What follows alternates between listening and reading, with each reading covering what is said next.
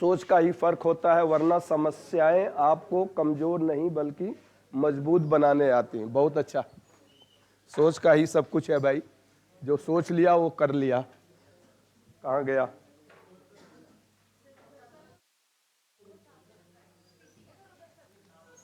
अच्छा इस टेबल पे है, अच्छा इधर है।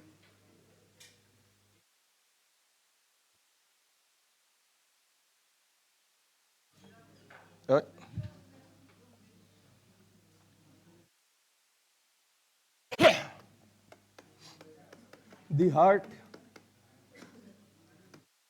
is the only machine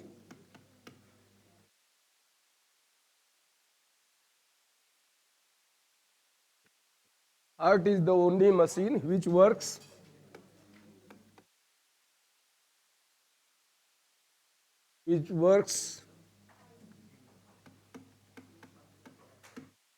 without rest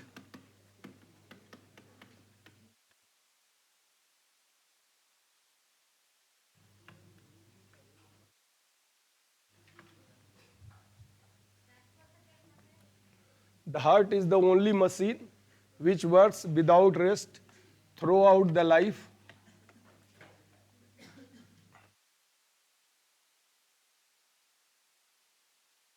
So keep it healthy and happy.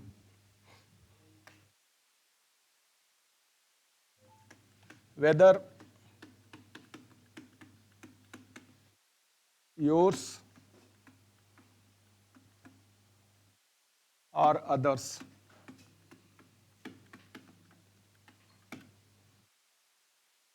So heart is the only machine which works without rest throughout life. Heart is the only machine which works without rest throughout the life. So keep it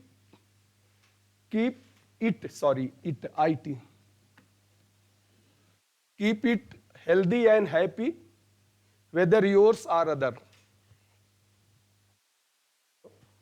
हृदय एक ऐसी machine है जो बिना रुके जीवन पर्यंत काम करता है। हृदय एक ऐसी मशीन है जो बिना रुके जीवन पर्यंत काम करता है, जीवन पर्यंत काम करता है, जीवन पर्यंत काम करता है। अतः इसे चाहे अपना हो या दूसरे का हो, अतः इसे चाहे अपना हो या दूसरे का हो। क्या हुआ, पेन नहीं है? चाहे अपना हो या दूसरे को हो, हमेशा स्वस्थ और खुश रखिए। इसे हमेशा, चाहे अपना हो या दूसरे का हो, हमेशा स्वस्थ और खुश रखिए, यानी कभी किसी का दिल नहीं दुखाना चाहिए। चलिए अब हम आते हैं, आज काफी हो गया, 2 हफ्ते से इस चैप्टर को अभी खत्म करते हैं। आज कोशिश करेंगे ये खत्म हो जाए, 2-3 पॉइंट्स हैं मेन। तो आज का है इंटरव्यूइंग,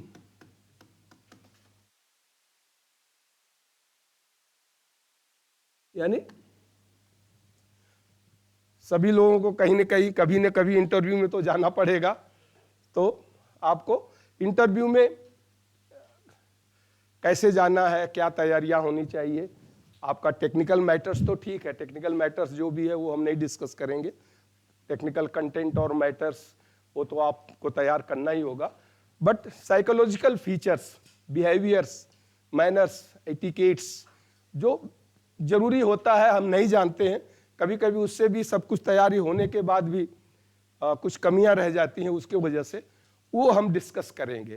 तो इंटरव्यू यानी इंटरव्यू या इंटरव्यू होता क्या है, it is a process of interaction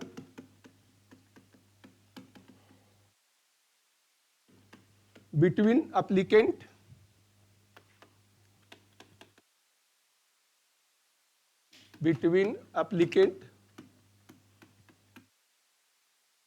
applicant को इंटरव्यूवी भी कहते हैं।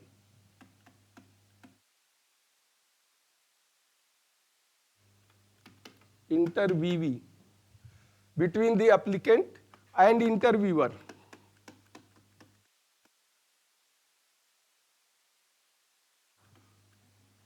through which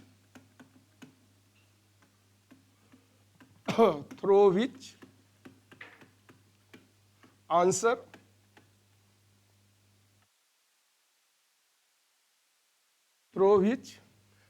of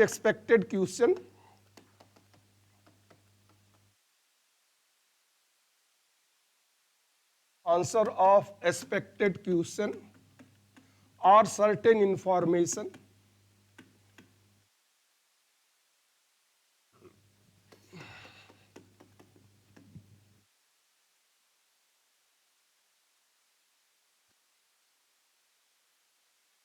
are obtained। ये इसकी परिभाषा है इंटरव्यू की या इंटरव्यूइंग की, कह सकते हैं आप। साक्षात्कार की ये परिभाषा है। It is a process of interaction, it is a process of interaction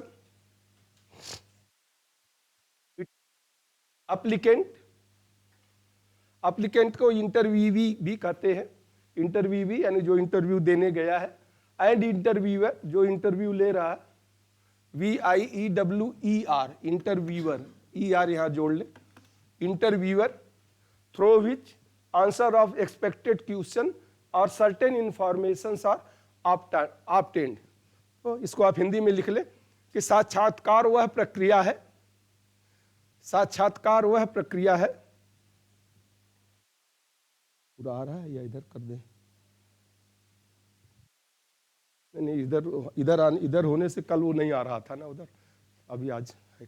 तो साक्षात्कार वह प्रक्रिया है जिसमें साक्षात्कार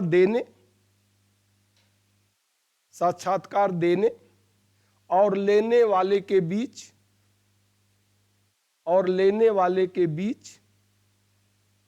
परिचर्चा के द्वारा कुछ विशिष्ट प्रश्नों का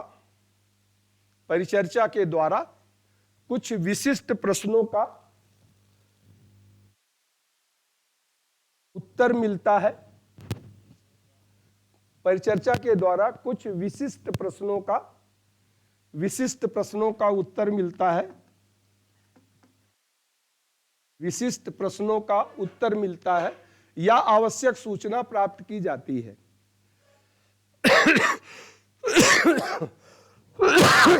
या आवश्यक सूचना प्राप्त की जाती है।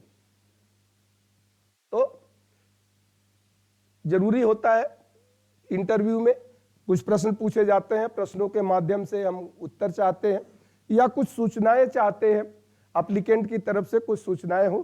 तो इसके तो बहुत से रीजन होते हैं, बट मेन रीजन क्या होता है? The main reason of the interview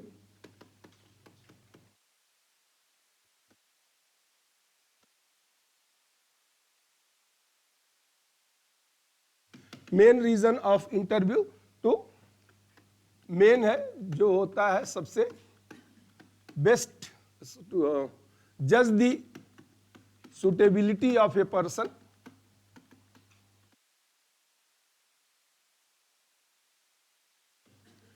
judge the suitability of a person for any job, work or service. Judge the suitability of a person for any job, work or service. So किसी कार्य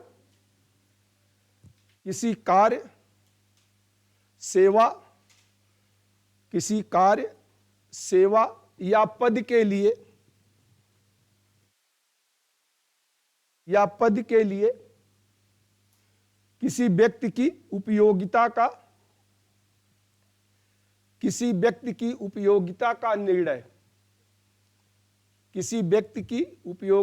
निर्णय लेने के लिए, पद, सेवा या कार्य के लिए किसी व्यक्ति की उपयोगिता का निर्णय लेने के लिए। दूसरा होता है to monitor the performance, to monitor the performance of a person. To monitor the performance of a person. So, to monitor the performance of a person. किसी व्यक्ति की कार्यकुशलता,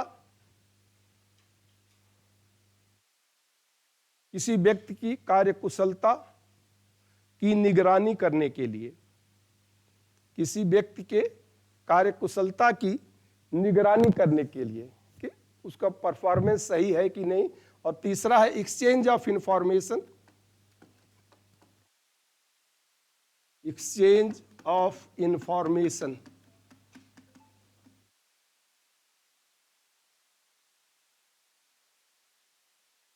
सूचनाओं का आदान प्रदान करने के लिए। एक्सचेंज ऑफ इंफॉर्मेशन, सूचनाओं का आदान प्रदान करने के लिए, सूचनाओं का आदान प्रदान करने के लिए, कुछ सूचना देना कुछ लेना, ये भी होता है इंटरव्यू में, तो सूचनाओं का आदान प्रदान करने के लिए। और last, obtain specific information, obtain specific information,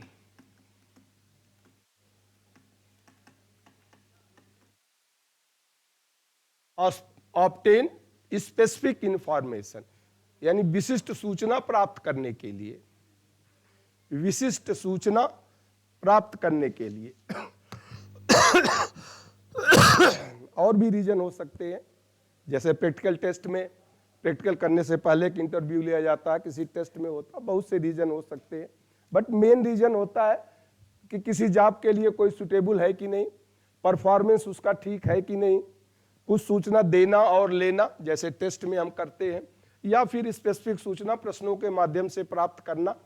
ये मेन 4 रीजंस होते हैं क्यों हम इंटरव्यू लिया जाता है, क्यों हम इंटरव्यू लेते हैं या कोई इंटरव्यू क्यों लेता है। ये 4 मेन रीजन होते हैं।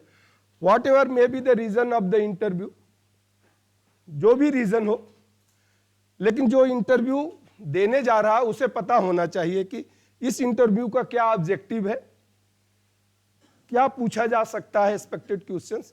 तो at least reason of the interview must be known to the interviewee. तो जो इंटरव्यू देने जा रहा है उसको उसका रीजन पता होना चाहिए। अब कुछ फैक्टर्स यानी जो साइकोलॉजिकल फैक्टर्स हैं जो इंटरव्यू के समय बहुत ध्यान रखना चाहिए। तो पहला तो होता है, जैसे हम कहते हैं इसमें साइकोलॉजिकल फैक्टर्स, मनोवैज्ञानिक कारक जो व्यक्ति से संबंधित होते हैं, सभी से होते हैं। इंटरव्यू की तरह समय एक एक्स्ट्रा प्रेशर आप फील करते हैं, एक्साइटेशन होता है, अंदर से एक्साइटमेंट होगा, इमोशंस होगा, एंजाइटी होगी, तो इन सबको कंट्रोल करना पड़ता है। तो ये मनोवैज्ञानिक कारक क्या हो सकते हैं?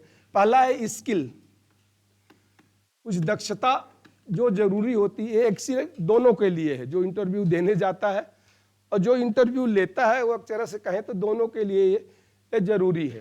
तो इसमें आता है आपका फाइंडिंग फॉल्ट्स और शॉर्टकमिंग।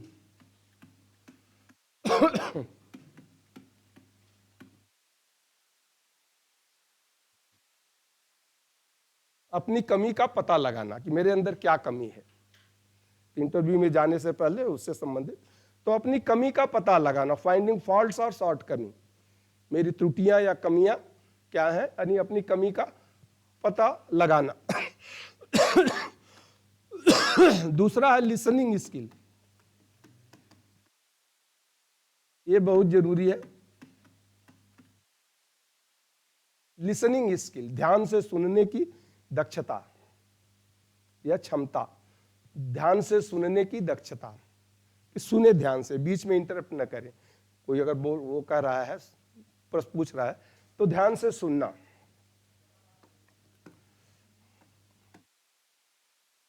ऑब्जेक्टिव, क्या उद्देश्य है, ये तो आपको पता ही होगा कि किस उद्देश्य के लिए इंटरव्यू हो रहा है। तो उद्देश्य का पता होना, उद्देश्य का पता होना, उद्देश्य का पता होना। चौथा पॉइंट, पुटिंग रिफरेंस,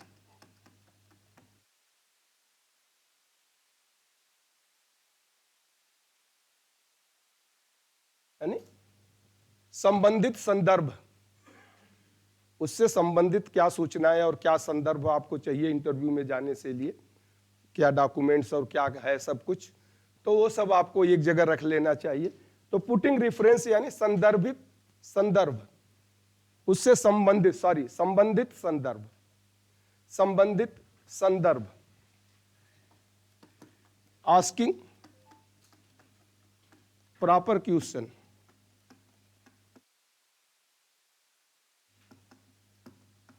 ये तो जो इंटरव्यू पूछ रहा है उसके लिए, लेकिन आप भी अगर कोई प्रश्न, मतलब जो इंटरव्यू देने गया वो भी अगर कुछ पूछना चाहे वो भी पूछ सकता है, ऐसा बात नहीं है। अगर क्लैरिफाई नहीं है, डाउट है, तो आस्किंग प्रॉपर क्वेश्चन, उचित प्रश्न पूछना, उचित प्रश्न पूछना,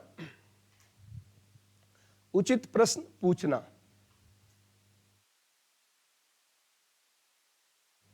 हो गया, मिटा दें। सेल्फ अवेयरनेस, इसी में आगे आप लिख लें।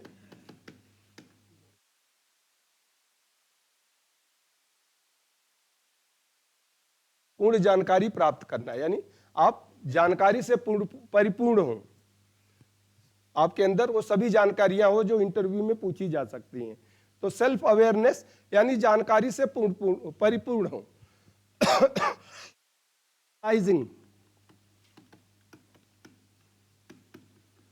आकलन करना, अपनी क्षमता योग्यता का आकलन करना कि मैं कितना तैयार हूं, कितना नहीं तैयार हूं, तो आकलन करना, आकलन करना। फीलिंग ऑफ ओपननेस और क्लैरिटी, अस्पष्टता और खुलापन, अस्पष्टता और खुलापन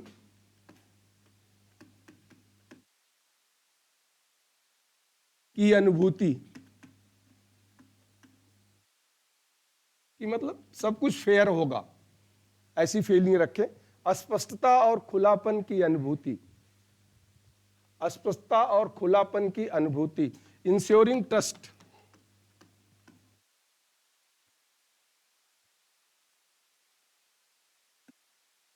विश्वास रखना, यानी स्वयं पर विश्वास रखना। इंश्योरिंग ट्रस्ट, स्वयं पर विश्वास रखना, विश्वास सुनिश्चित करना। स्वयं पे विश्वास रखना या विश्वास सुनिश्चित करना, ये आत्मविश्वास आपका बढ़ाता है कि yes I can do it, तो अपने पे विश्वास रखना। ठीक है, तो ये कुछ स्किल हो गए। इसके बाद आता है इसी में इमोशनल सिम्टम्स, आवेश युक्त,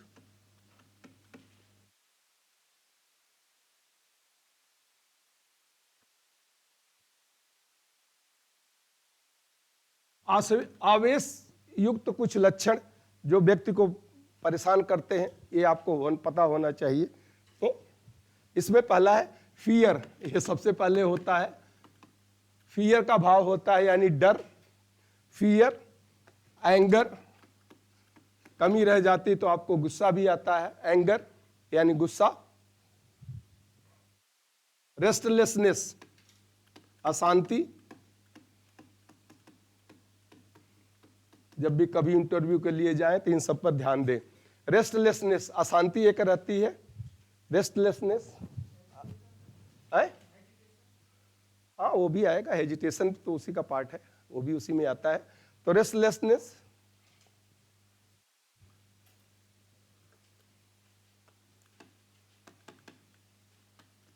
डिप्रेशन, अवसाद के भाव, अवसाद आपके मन में आता है कि पास होगा कि नहीं होगा, तो एक अवसाद मन में आता है, डिप्रेशन जिसे कहते हैं। वरी, चिंता होती है, एंजाइटी, एंजाइटी यानी अंतर मन से आपको एंजाइटी आती है, व्याकुलता होती है अंतर मन में, जिसे हम एंजाइटी कहते हैं। अंतर मन में एक व्याकुलता होती है।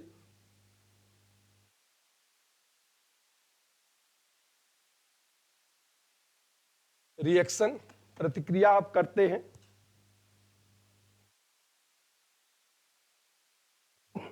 प्रतिक्रिया करना, रिएक्शन का मतलब होता है प्रतिक्रिया करना। हाँ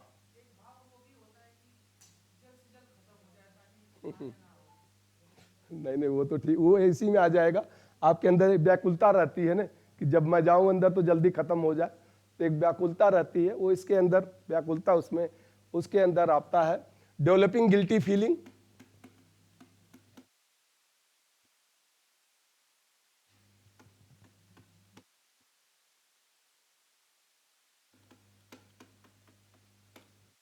आत्मग्लानि का बोध।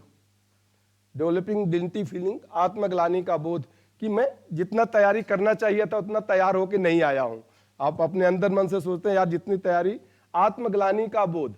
Developing guilty feeling, staying alone, ज्यादा व्यग्र होते हैं तो आप अकेले रहने की कोशिश, staying alone, staying alone. Pessimistic attitude, pessimistic निराशावादी, पेसिमिस्टिक यानी नकारात्मक, निराशावादी नहीं, नकारात्मक दृष्टिकोण, नकारात्मक दृष्टिकोण, पेसिमिस्टिक नकारात्मक दृष्टिकोण।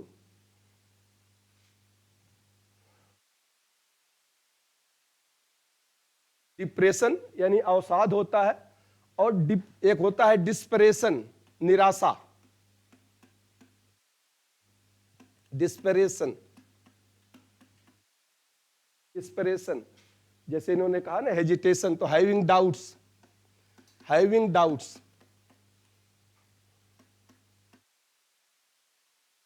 संदेह आपको बना रहता है, और टू कंफ्यूज्ड, ज्यादा आप दुविधा युक्त हो जाते हैं, to confused.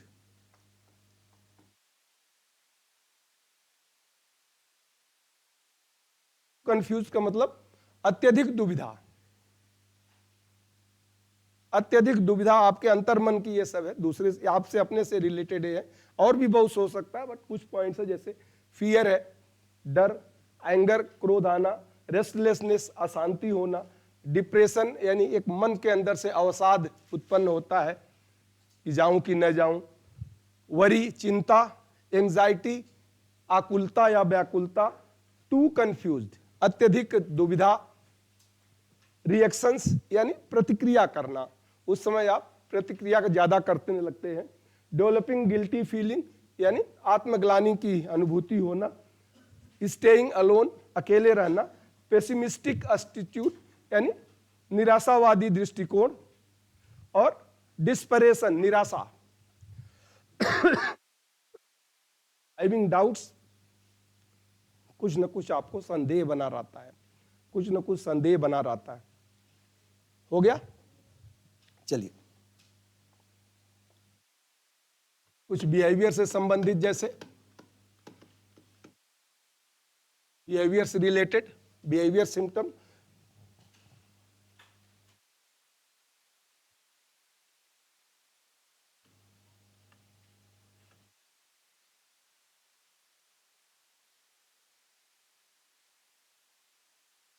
keep on asking for clarification,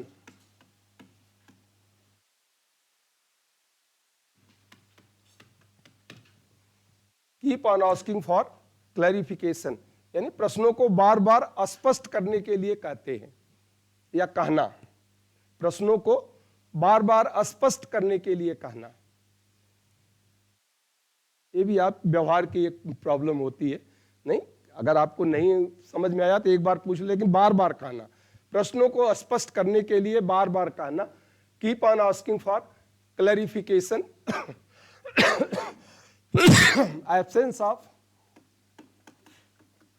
absence of proper interaction,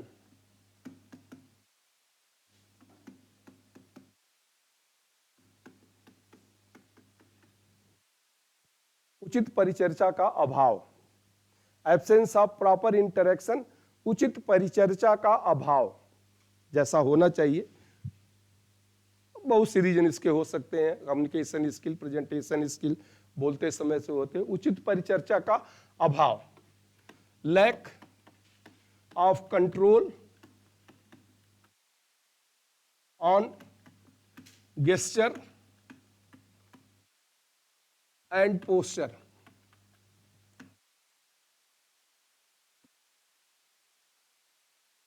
lack of control on gesture and posture, यानी शारीरिक हाव भाव पर नियंत्रण की कमी।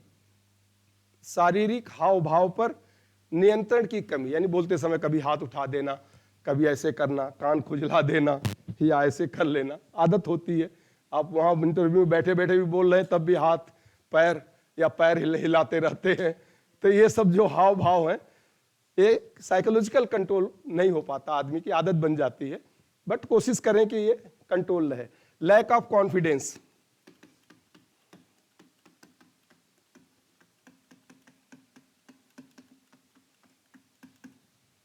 लैक ऑफ कॉन्फिडेंस यानी आत्मविश्वास में कमी। एक दो प्रश्न गलत हो गया तो आप पैनिक हो जाते हो, तो वहां पर आत्मविश्वास की कमी होती है। लैक ऑफ कॉन्फिडेंस इसे कहते हैं। Lack of concentration, lack of concentration या इसे आप कह सकते हैं अटेंशन भी, attention.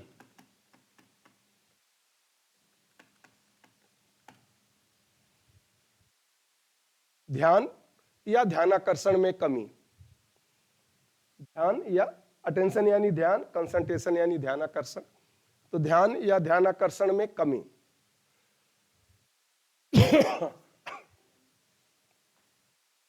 Poor communication,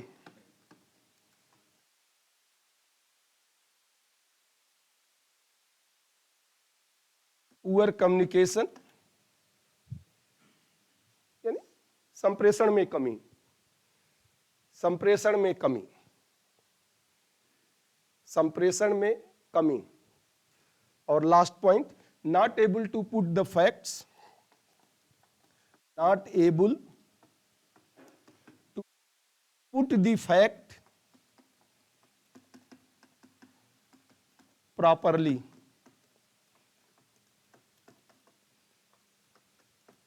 not able to put the facts properly, मतलब जानते हुए भी आप अच्छी तरह से आप प्रस्तुत नहीं कर सके, यानी तथ्यों को उचित प्रकार रखने में असमर्थता। तथ्यों को उचित प्रकार कहने में, रखने क्या मतलब, कहने लिख लीजिए, तथ्यों को उचित प्रकार कहने में असमर्थता, तथ्यों को उचित प्रकार कहने में असमर्थता। Not able to put the facts properly, not able to put the facts properly. तो ये कुछ रीजंस हमारे व्यवहार के होते हैं जो इसमें आते हैं। अब मैं सजेशंस पे आऊं, उससे पहले जब हम व्यवहार की बात की है तो फ्लेक्सिबिलिटी होनी चाहिए हमें, मतलब किस तरह से हम अपने, क्या आपको कंट्रोल, चार चीज को आपको कंट्रोल करना होता है। क्या कंट्रोल करना होता है आपको? बॉडी लैंग्वेज, कंट्रोल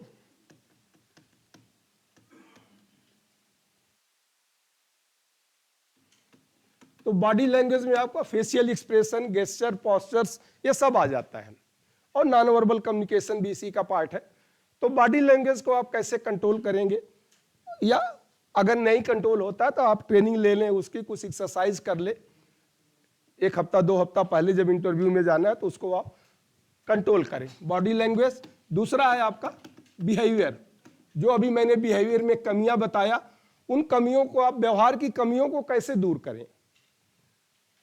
तो व्यवहार की कमी आप में है तो आप ही को दूर करना पड़ेगा, आप ही को कोई न कोई ट्रेनिंग, कोई न एक्सरसाइज, कोई सजेशंस लेना पड़ेगा तो वो आप देखिए। And control of emotional symbol, जो ऊपर मैंने दिया है,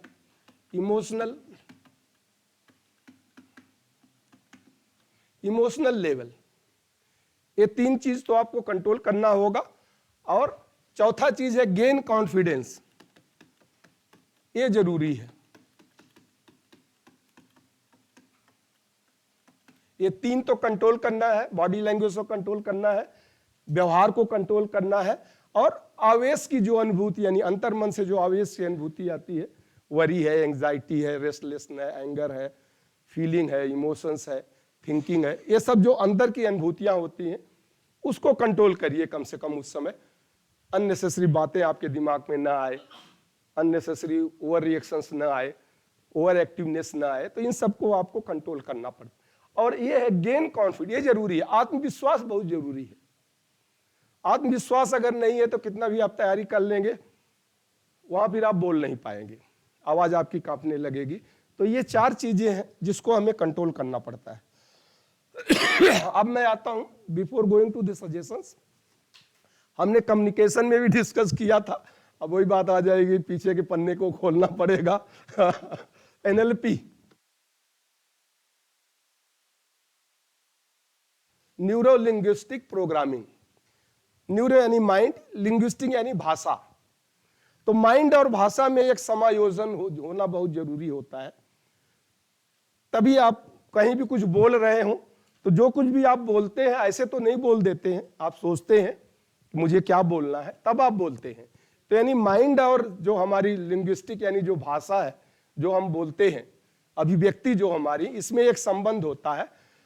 और स्पेशली बोलते समय जब आप इंटरव्यू में जा रहे हैं उस समय मैंने कम्युनिकेशन में भी बताया था, कुछ याद है एनएलपी में क्या था? मैचिंग, अब शायद याद आ जाए, mirroring, pacing and directing.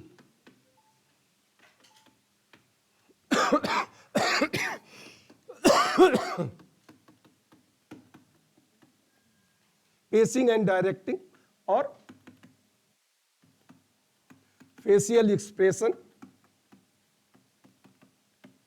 Facial expression and eye contact.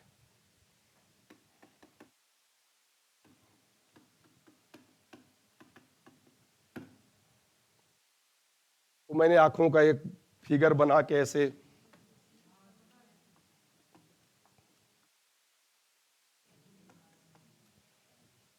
अब कुछ याद आया होगा, चलो। तो इसमें नहीं जाएंगे, ये तो जनरल कम्युनिकेशन का पार्ट है, ये इस पार्ट में हम नहीं जाएंगे। हम आएंगे जो इंटरव्यू के लिए जरूरी है। तो इंटरव्यू के लिए है matching, mirroring, pacing and directing, facial expression and eye contact, ये मेन होता है। अब मैचिंग क्या था? मैचिंग का मतलब होता है मिलाना। तो speed and intensity of the speed of voice and rate of breathing.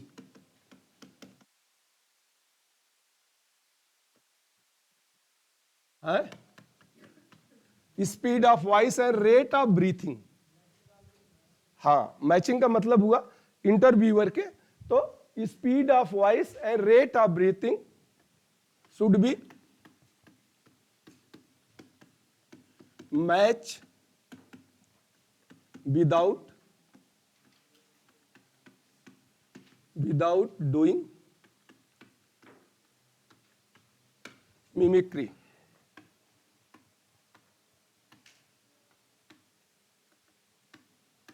यानी उसे न लगे कि आप नकल कर रहे हो, ऐसा नहीं। तो बिना नकल किए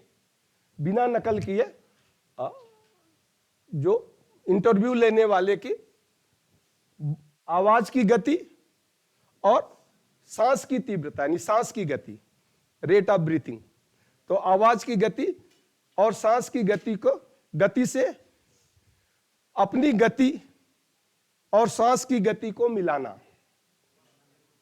तो अच्छा, मैं फिर से बोल दूं, तो इंटरव्यू लेने वाले व्यक्ति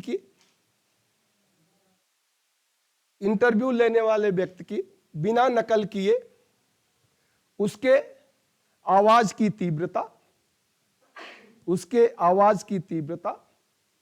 और श्वास की गति, आवाज की तीव्रता और श्वास की गति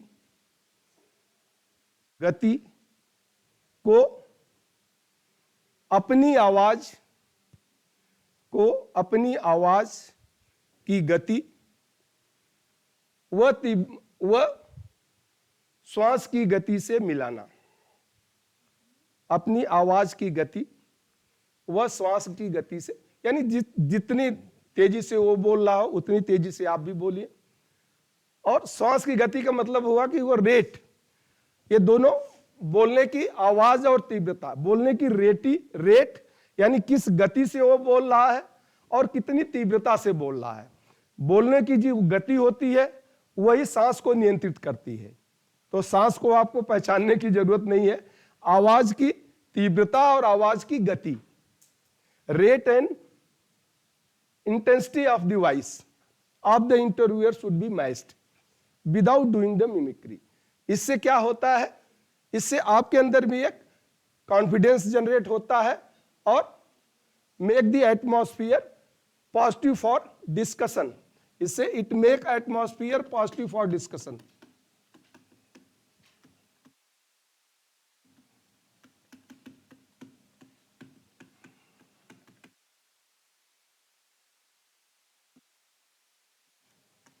यानी परिचर्चा के लिए एक सकारात्मक वातावरण बनता है, परिचर्चा के लिए एक सकारात्मक वातावरण बनता है, परिचर्चा के लिए एक सकारात्मक वातावरण बनता है। ठीक है, परिचर्चा के लिए एक सकारात्मक वातावरण बनता है और आपके अंदर भी एक कॉन्फिडेंस होता है कि यस मैं बोल सकता हूं, आई कैन स्पीक। तो एक पॉजिटिवनेस आपके भी अंदर आती है और फिर एक अश्योरेंस आपके अंदर आता है कि हाँ मेरा सिलेक्शन हो सकता है, आई कैन गेट सेलेक्टेड। तो इससे ये लाभ होता है।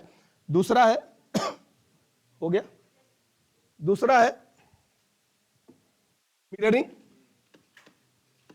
ये non verbal signal, do NVC non verbal communication as per requirement.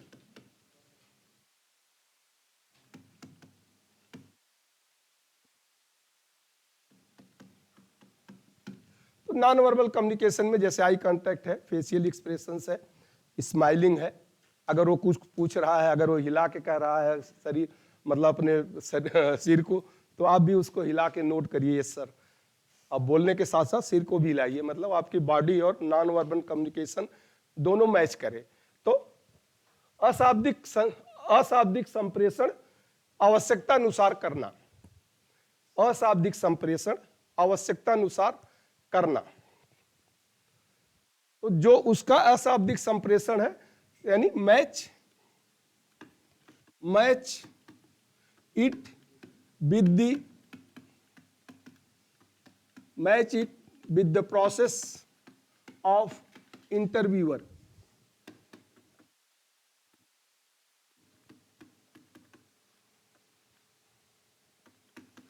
तो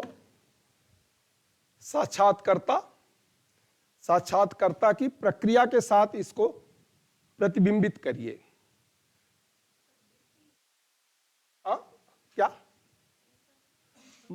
match it with the, WITH with the. साक्षात्कारता की प्रक्रिया के साथ इसे प्रतिबिंबित करिए या मिलान करिए। इससे क्या होता है कि आपका डिस्कशन आगे propagate, it help to propagate the discussion forward, it help to propagate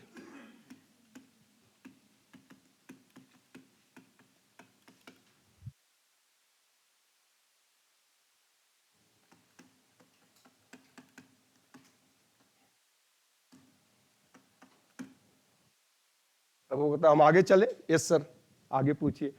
तो फिर आप आगे है तो आप चुपचाप शांत रहेंगे तो फिर से पूछेगा। तो ये होता है नॉन वर्बल कम्युनिकेशंस। तो it help to propagate the discussion forward, यानी यह परिचर्चा को आगे बढ़ाने में सहायक होता है, यह परिचर्चा को आगे बढ़ाने में सहायक होता है। वो मैंने डिटेल्स में डिस्कस किया था, इसलिए वो उस पार्ट में मैं नहीं जा रहा हूं, बट ओनली इंटरव्यू में इसका क्या महत्व है उस पर हम आ रहे हैं। यह परिचर्चा को आगे बढ़ाने में सहायता करता है। तीसरा आपका है directing, pacing and directing, pacing and directing. Pushing and directing का मतलब होता है कदम ताल करना, लेकिन कदम ताल फिजिकल नहीं ये है, यानी try to recognise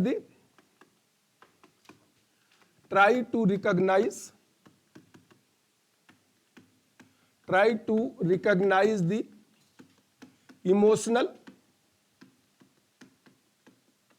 emotional feeling and excitement level of interviewer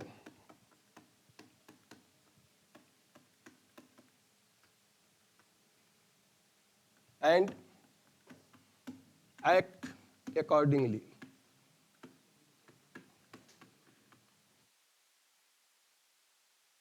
And act accordingly. If he gets annoyed or angry,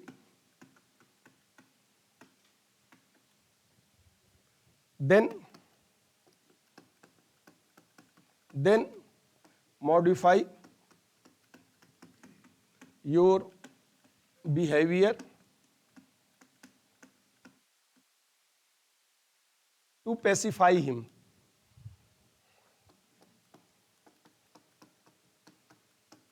ये होता है इमोशनल का, ये बहुत जरूरी है। Try to recognize the emotional feeling and excitement level of the interviewer and act accordingly. If he gets annoyed or angry, then modify your behavior to pacify him. ठीक है, इसको आप हिंदी में लिख लें कि साक्षात्कारता के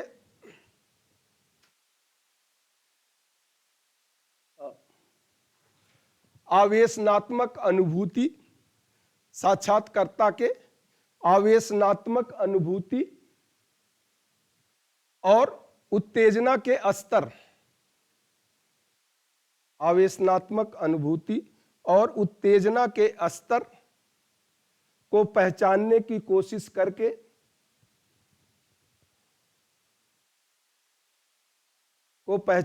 कोशिश करके उसके अनुसार अपने हाव भाव में परिवर्तन करना, उसके अनुसार अपने हाव भाव में परिवर्तन करना।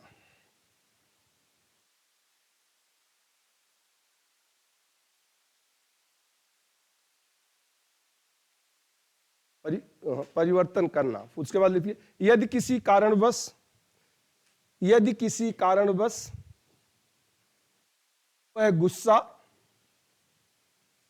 वह गुस्सा जाता है या झुझला जाता है, एनाइड। यदि किसी कारणवश वह गुस्सा जाता है या झुझला जाता है तो अपने उचित व्यवहार के द्वारा उसे शांत करने की कोशिश करें।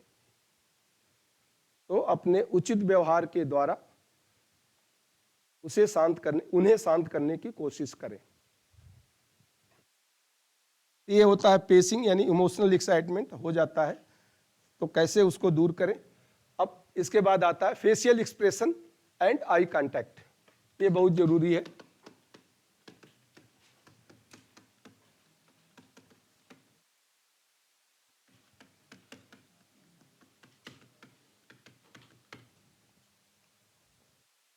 So facial expression, recognize the facial expression,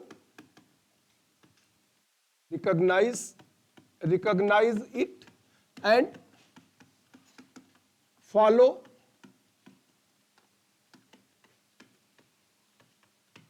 according to it.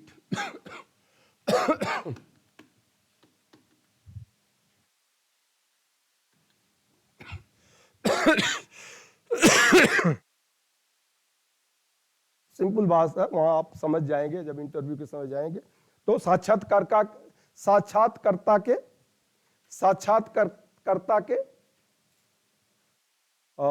चेहरे के हाव भाव, साक्षात्कारकर्ता के चेहरे के हाव भाव और आंखों के संकेत या आंखों का मिलान जिसे कहते हैं, आंखों के संकेत को पहचान कर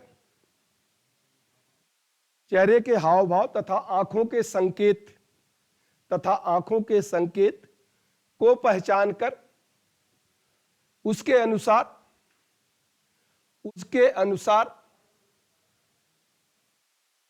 अनुसार स्वयं व्यवहार करने की कोशिश करना, उसके अनुसार स्वयं व्यवहार करने की कोशिश करना। अगर उसका रिजिड फेस है, बिल्कुल एकदम हंसता नहीं है, तो आप कोशिश करिए कि ज्यादा हंसिए मत, ज्यादा मुस्कुराइए मत, आप भी वैसे रहिए। तो अगर वो बात करते समय इधर उधर देखता है, तो जब आप बात कर रहे हो तो ठीक है, आई कांटेक्ट रखिए, बट उतना प्रॉपर आई कांटेक्ट रखने की जरूरत नहीं है। तो जो जैसा उसका स्वभाव है वैसा आप अपने को परिवर्तित करें, ये कहने का मतलब है। चलिए अब हम आते हैं सम सजेशंस। क्या सजेशंस हो सकता है फॉर इंटरव्यू के लिए? तो सजेशन से पहले B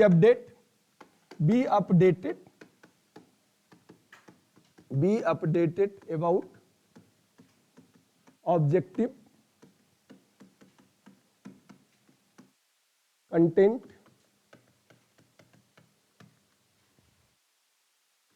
place, time and probable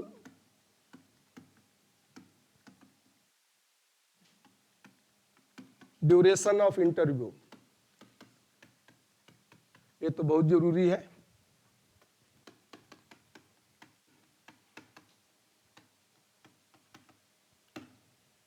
be updated about objective, content, place, time and probable duration of interview. ये आपको जानना बहुत जरूरी होता है।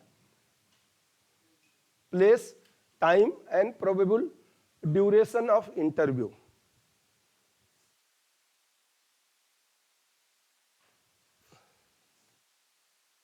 हो गया?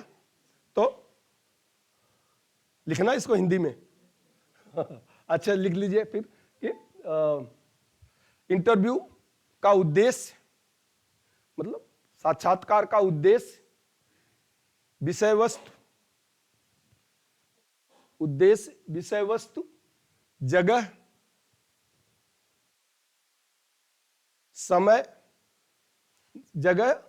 समय यानी ब्रैकेट में आगे कर दें निर्धारित समय, जब आपको पहुंचना है।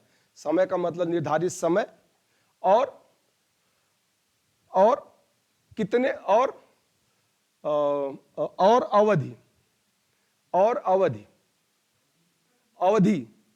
अवधि का ज्ञान अवश्य होना चाहिए।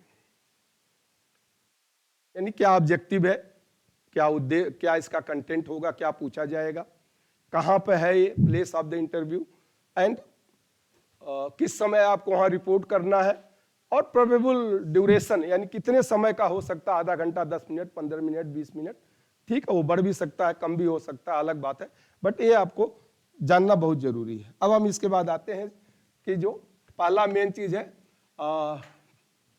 Should prepare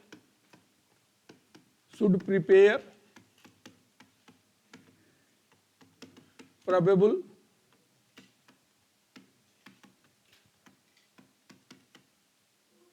question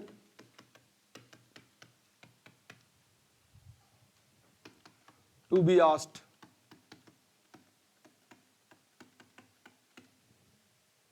should prepare probable question to be asked यानी पूछे जाने वाले संभावित प्रश्नों की सूची बनाना, पूछे जाने वाले संभावित प्रश्नों की सूची बनाना, पूछे जाने वाले संभावित प्रश्नों की सूची बनाना।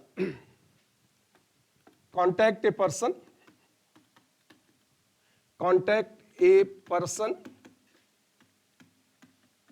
if possible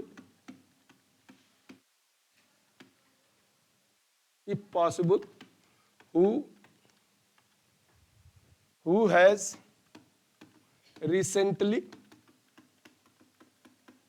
who has recently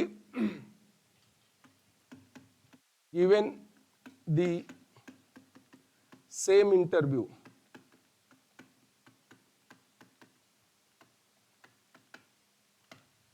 So, contact a person if possible who has recently given the same interview. यदि संभव हो सके, यदि संभव हो सके तो इससे पहले, यदि संभव हो सके तो इससे पहले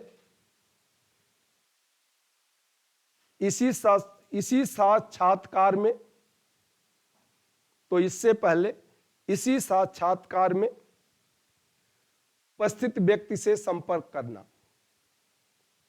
यदि संभव हो सके तो इससे पहले इसी साक्षात्कार में उपस्थित व्यक्ति से संपर्क करना। तो क्या प्रश्न पूछा जाता है, कैसे हो सकता है, तो उससे आप ले सकते हैं। अगर नहीं संभव होता है तो तीसरा है contact a person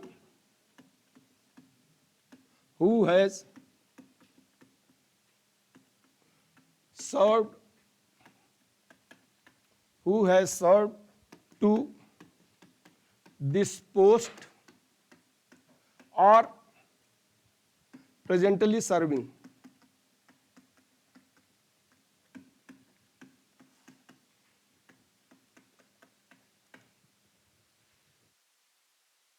Contact a person who has served to this post or presently serving. तो कोई व्यक्ति जो इस पद पर काम कर चुका हो, कोई व्यक्ति जो इस पद पर, यानी जिसके लिए आप इंटरव्यू में जा रहे हैं, तो कोई व्यक्ति जो इस पद पर काम कर रहा हो, काम कर चुका हो या काम कर रहा हो, उससे संपर्क करना। उससे संपर्क करना यानी उससे पूछिए कि क्या पोस्ट है, क्या काम होता है, कैसा है, क्या है, तो क्या पूछा जा सकता है, तो आप उससे पूछ सकते हैं।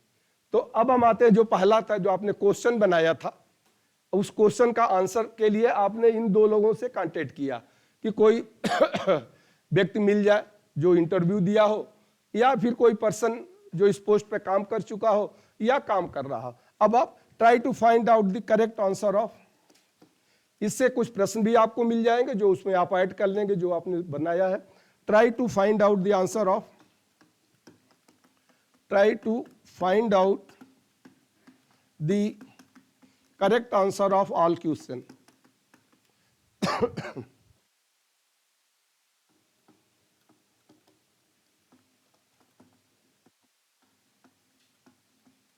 तो सभी प्रश्नों का उचित उत्तर प्राप्त करने की कोशिश करना या प्राप्त करना, सभी प्रश्नों का उचित उत्तर प्राप्त करना, सभी प्रश्नों का उचित उत्तर प्राप्त करना।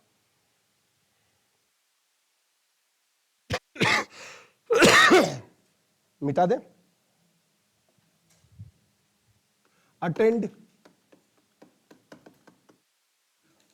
अगला point attend a mock interview, attend a mock interview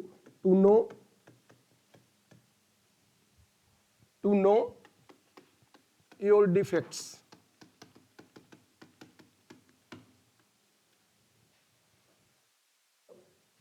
attend a mock interview to know your defect, यानी आभासी साक्षात्कार, आभासी साक्षात्कार, आजकल प्रैक्टिस भी कराते हैं अलग अलग इंटरव्यू की, तो आभासी साक्षात्कार में उपस्थित होकर अपनी कमियों का पता लगाना, आभासी साक्षात्कार में उपस्थित होकर अपनी कमियों का पता लगाना। अगला point, to improve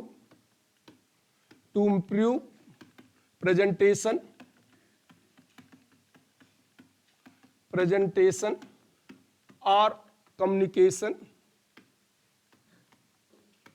to improve presentation और कम्युनिकेशन।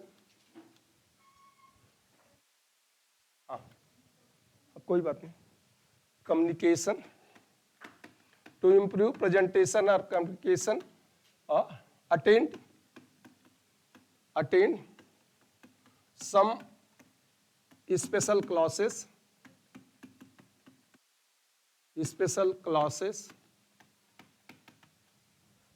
और undergo some training.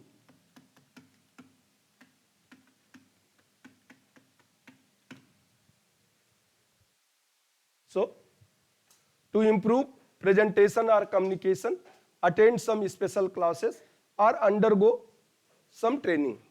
यानी संप्रेषण या प्रस्तुतिकरण, संप्रेषण या प्रस्तुतिकरण में सुधार करने के लिए,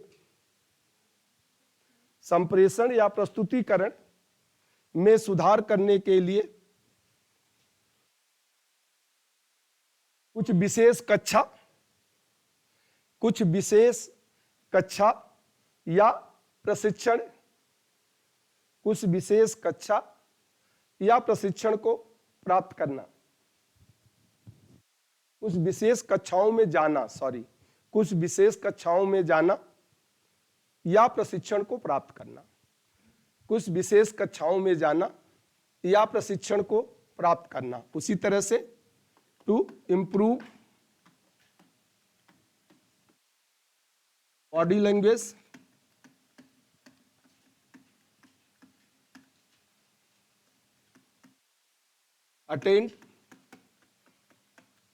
attend some workshop on it। अब बॉडी लैंग्वेज में सब आ जाता है, facial expression, gesture, posture, eye contact. तो to improve body language attend some workshop on it, यानी शारीरिक भाषा में सुधार करने के लिए, शारीरिक भाषा में सुधार करने के लिए इस पर होने वाले कार्यशाला में सम्मिलित होना। शारीरिक भाषा में सुधार करने के लिए इस पर होने वाली कार्यशाला में सम्मिलित होना। हो गया, मिटा दूं? चलिए आगे। To control your emotion, feeling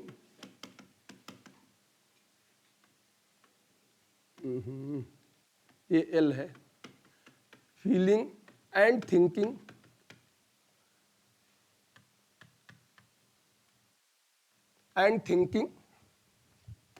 to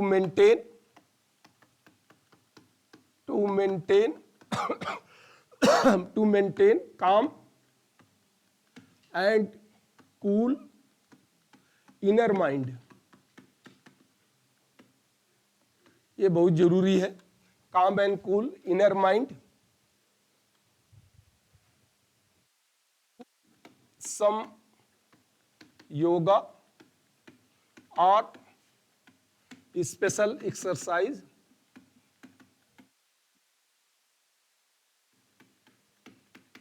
for it।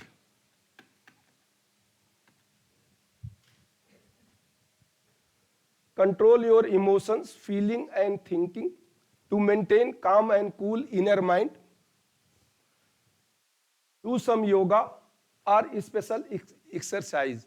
तो आंतरिक मन शांत और एकाग्रचित रहे, आंतरिक मन शांत और एकाग्रचित रहे, एकाग्रचित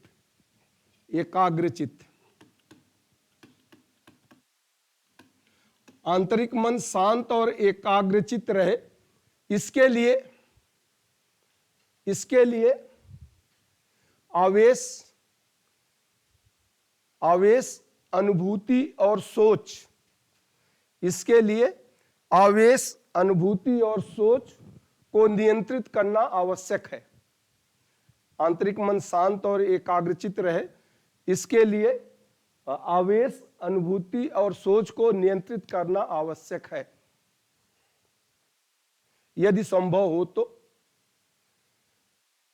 कुछ विशेष अभ्यास या योगा करें। यदि संभव हो तो कुछ विशेष अभ्यास या योगा करें। यदि संभव हो तो कुछ विशेष अभ्यास या योगा करें। ये तो जरूरी है, not only for interview but only, ये तीन चीज बहुत जरूरी है कहीं भी आपको अपनी व्यक्ति के लिए। एक कम्युनिकेशन स्किल, प्रेजेंटेशन स्किल, दूसरा बॉडी लैंग्वेज, और तीसरा आपका अपना emotions, feeling, thinking, reasoning, reacting, जो मैंने वो आपको सिम्टम्स लिखाया है, इमोशनल सिम्टम्स, उसको कंट्रोल रखना बहुत जरूरी है। तभी आपका अंतर्मन शांत रहेगा। अंतर्मन का शांत रहना बहुत जरूरी है, तभी आपके अंदर कॉन्फिडेंस भी आएगा। अब हम इतनी तैयारी कर लिए तो चलिए अब इंटरव्यू के लिए चलते हैं। अब अगला पॉइंट आप लिख लें, reach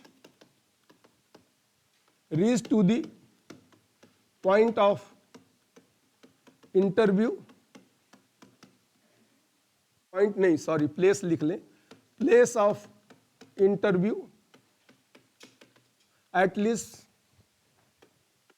at least 50 minutes before stipulated time.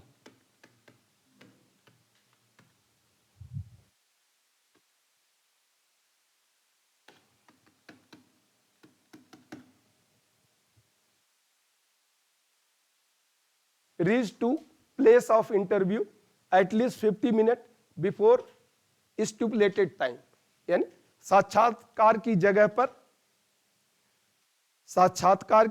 पर निश्चित समय से 15 मिनट पहले जाना। साक्षात्कार की जगह पर निश्चित समय से 15 मिनट पहले जाना। अगला पॉइंट लिख लें, chit chat with other applicants,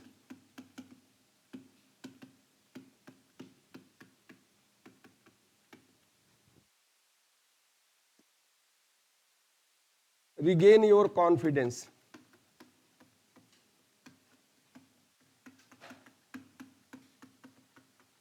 वहां पहुंच के थोड़ा सा बोर हो जाता है व्यक्ति कि अब इंटरव्यू के लिए जगह पर आ गया, तो वहां जो दूसरे हैं यानी अन्य अभ्यर्थियों से सामान्य परिचर्चा करके, अन्य अभ्यर्थियों से, वहां और लोग भी होंगे, अन्य अभ्यर्थियों से सामान्य परिचर्चा करके अपने आत्मविश्वास को बनाए रखने की कोशिश करना। अन्य अभ्यर्थियों से सामान्य परिचर्चा करके अपने अभ्यास को बनाए रखने की कोशिश करना। अपने आत्मविश्वास को बनाए रखने की। Seat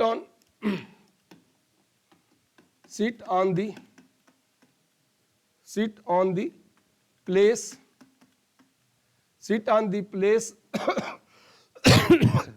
demarcated for applicants।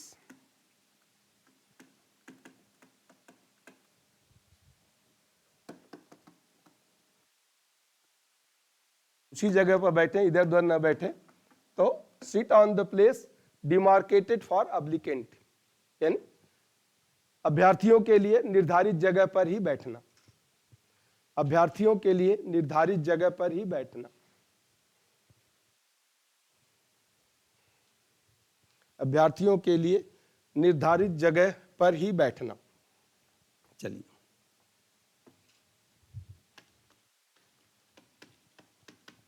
when you are called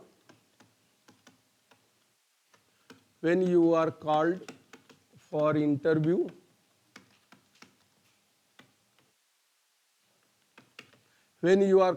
interview, then enter in the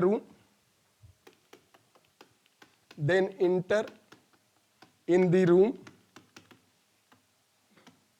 with normal walking pace, और है normal walking pace, walking pace and stand near the chair and stand near the chair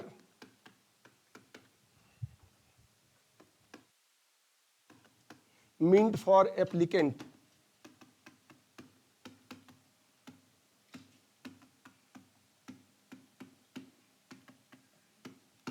and stand near the chair meant for the applicant।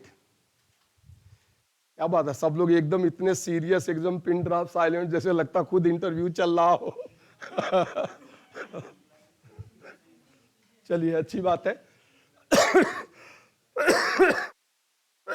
When you are called for interview, then enter in the room with normal walking pace and stand near the chair meant for you।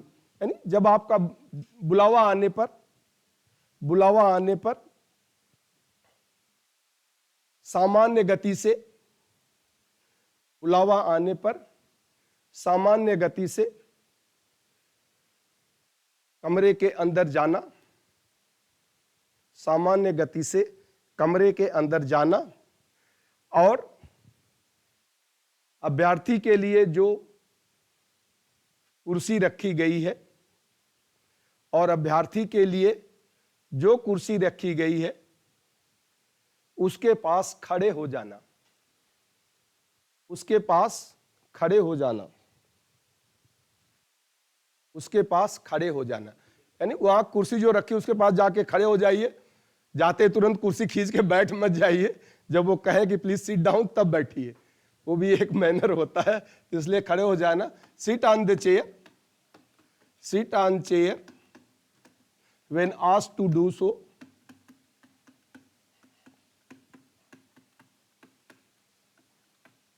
sit on chair when asked to do so, sit erect and in normal posture,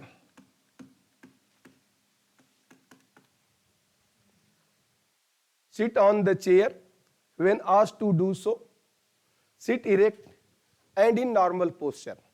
तो जब कहा जाए तब कुर्सी पर बैठ जाए, जब कहा जाए तब कुर्सी पर बैठे और कुर्सी में सीधा, कुर्सी में सीधा और सामान्य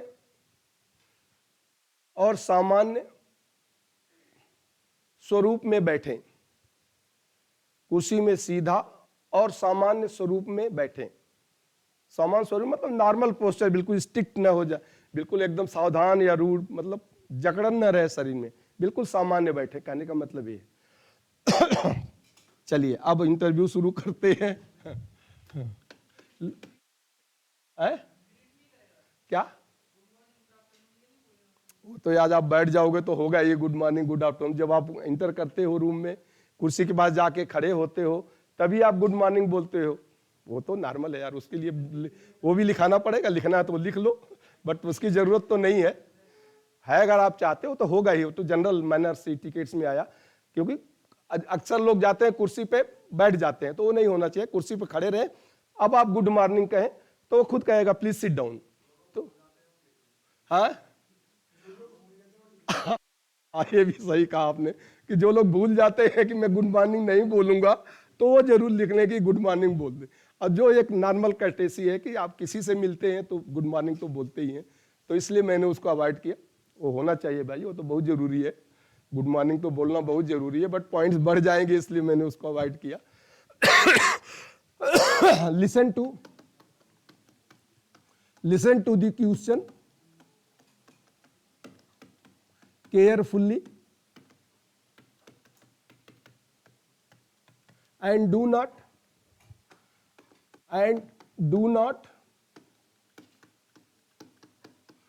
interrupt in between.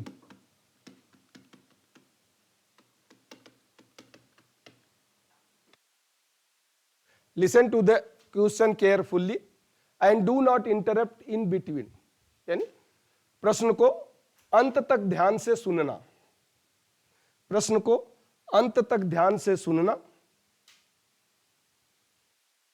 बीच में नहीं बोलना। प्रश्न को अंत तक ध्यान से सुनना, बीच में नहीं बोलना। प्रश्न को अंत तक ध्यान से सुनना, बीच में नहीं बोलना। आगे आप लिख लें अब, if any doubt then ask to clarify it politely.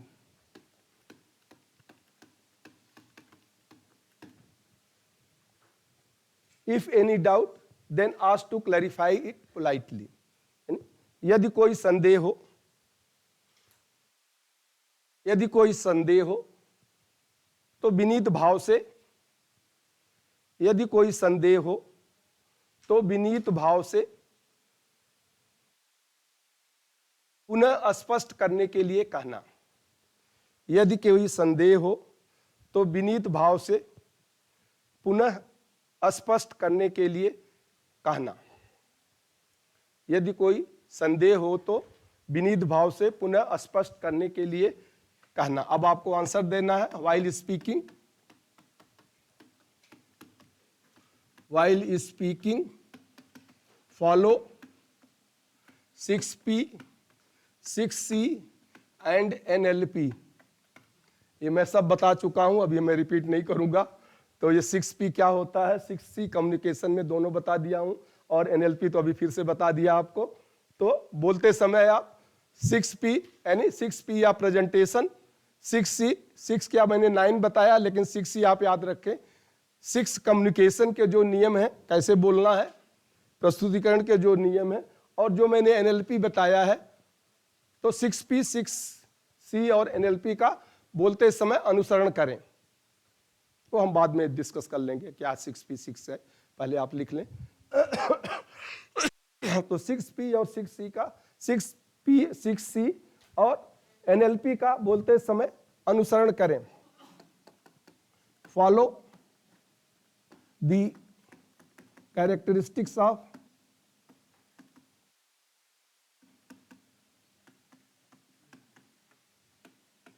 Oral presentation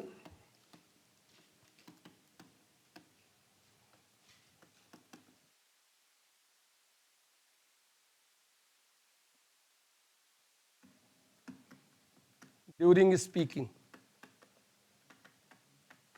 ये भी कुछ मैंने कैरेक्टरिस्टिक्स कम्युनिकेशन में बताया था आपको कि ओरल प्रेजेंटेशन की क्या कैरेक्टरिस्टिक्स हैं। चलिए उसको बाद में रिपीट कर लेंगे, पहले आप लिख लीजिए।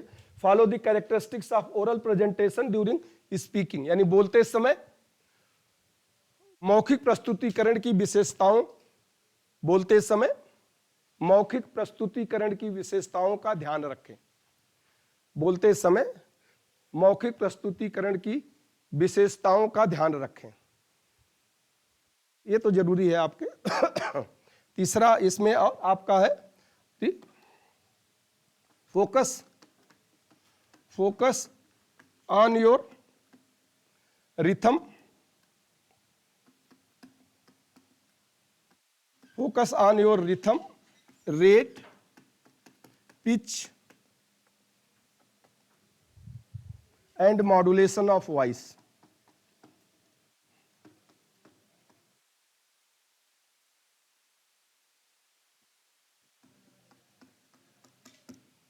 ये जरूरी है, इसमें इसका भी ध्यान रखना। यानी बोलते समय अपने आवाज की लय, बोलने की गति,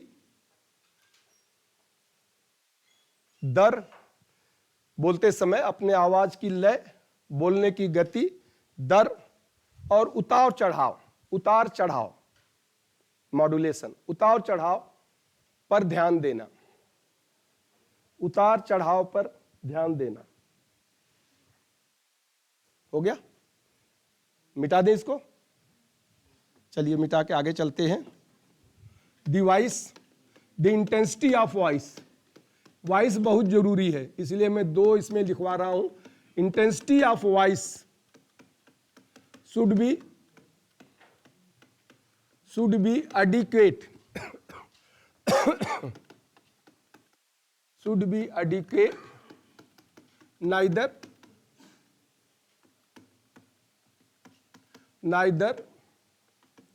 too low or neither too low or too high.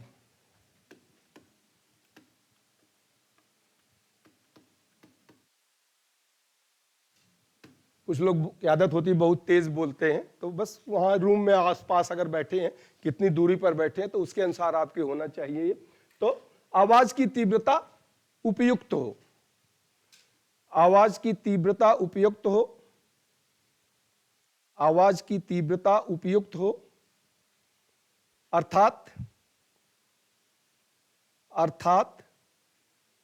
ज्यादा धीमी या ज्यादा तीव्र न हो। आवाज की तीव्रता उपयुक्त हो, ज्यादा धीमी या ज्यादा तीव्र न हो।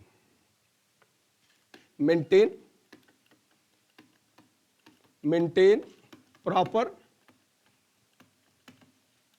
Eye contact and observation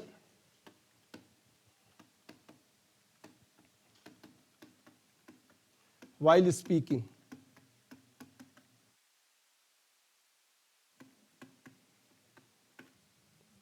Maintain proper eye contact and observation while speaking. तो आंखों का मिलान और अवलोकन, आंखों का मिलान और अवलोकन बोलते समय उचित हो, बोलते समय उचित हो। Maintain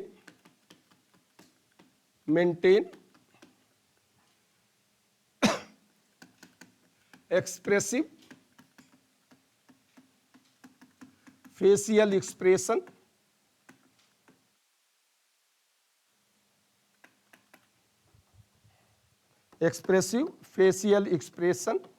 and speak with light smile.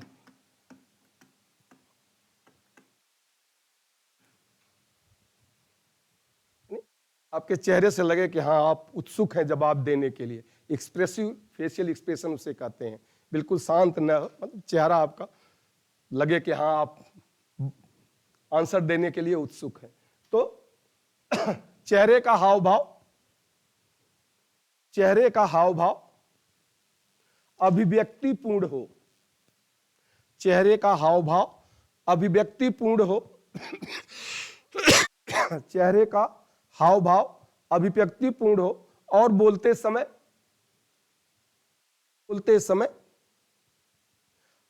हल्की मुस्कान चेहरे पर रखें, और बोलते समय हल्की मुस्कान चेहरे पर रखें, बोलते समय हल्की मुस्कान चेहरे पर रखें। अगला पॉइंट लिख ले, the body language and NVC non verbal communication must support your words.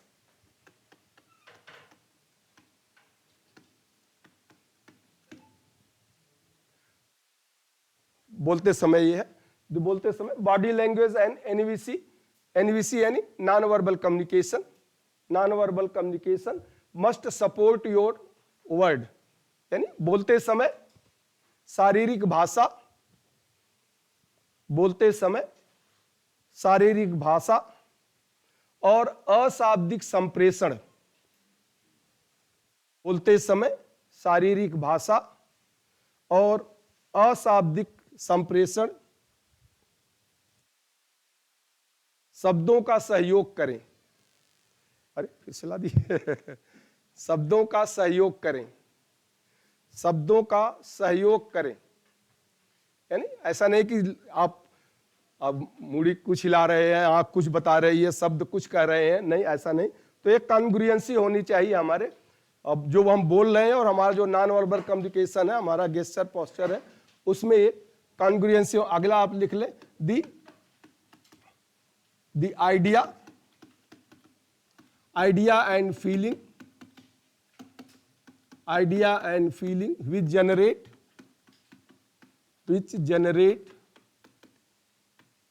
which generate overconfidence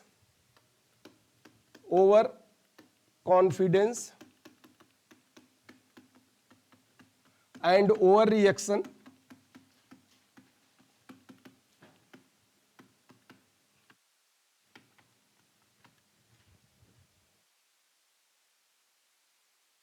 avoided.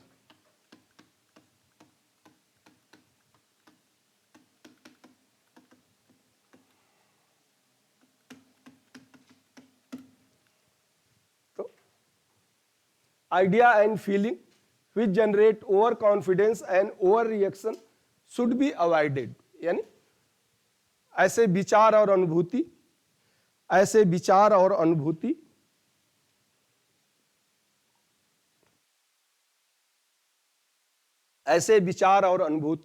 जो अति आत्मविश्वास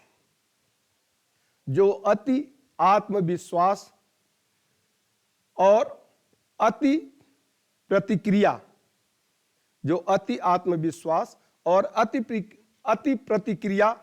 उत्पन्न करते हों, अति प्रतिक्रिया उत्पन्न करते हो, उन्हें दूर करने की कोशिश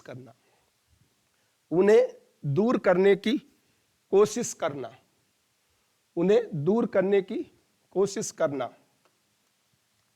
वाइल स्पीकिंग। ये बहुत जरूरी है, इसमें मैं 5, 6, 7 पॉइंट इसमें ही आ रहा हूं। आपके अपने बॉडी का बोलते समय उसका लोग ध्यान नहीं रखते हैं, पता भी नहीं चलता है, बट वो एक बैड सिग्नल जाता है। कहीं इंटरव्यू में मैंने देखा है कि पता नहीं चलता लोगों को। तो while speaking do not shake your head,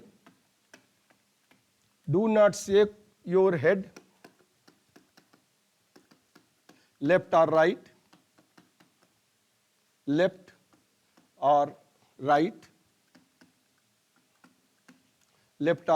and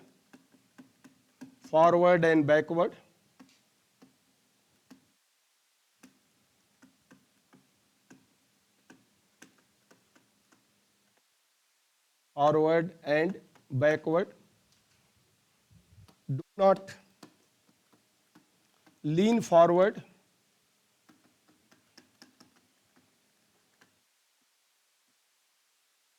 or raise your finger. ये आदत होती है, अक्सर लोगों की आदत होती है कि बोलते समय ऐसे उठा देंगे, ऐसे बैठ के बोल रहे हैं फिर भी हाथ उठ जाएगा, आदत है। तो ये अगर ऐसी आदत है तो उसमें आप सुधार करें। तो while speaking do not shake your head left और right and forward and backward, do not lean forward or raise your finger या हैंड दोनों भी लिख सकते हैं। रेज योर फिंगर और हैंड कर दें, फिंगर और हैंड। तो बोलते समय सिर दाहिने या बाएं, अथवा आगे या पीछे नहीं झुकना चाहिए।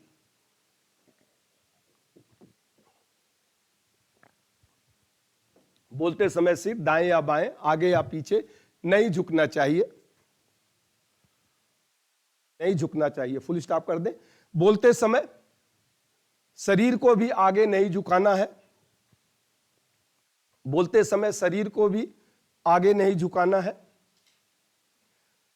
तथा अंगुली या हाथ को भी नहीं उठाना है, अंगुली या हाथ को भी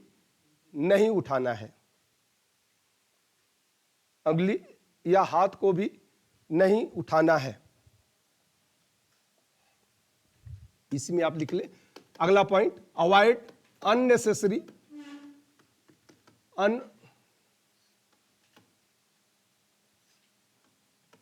avoid unnecessary body movement, चाहे कैसा भी हो, बॉडी मूवमेंट ड्यूरिंग स्पीकिंग।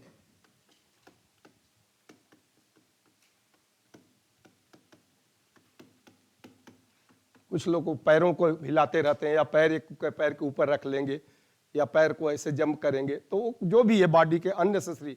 तो बोलते समय शरीर की अनावश्यक गतिविधियों को,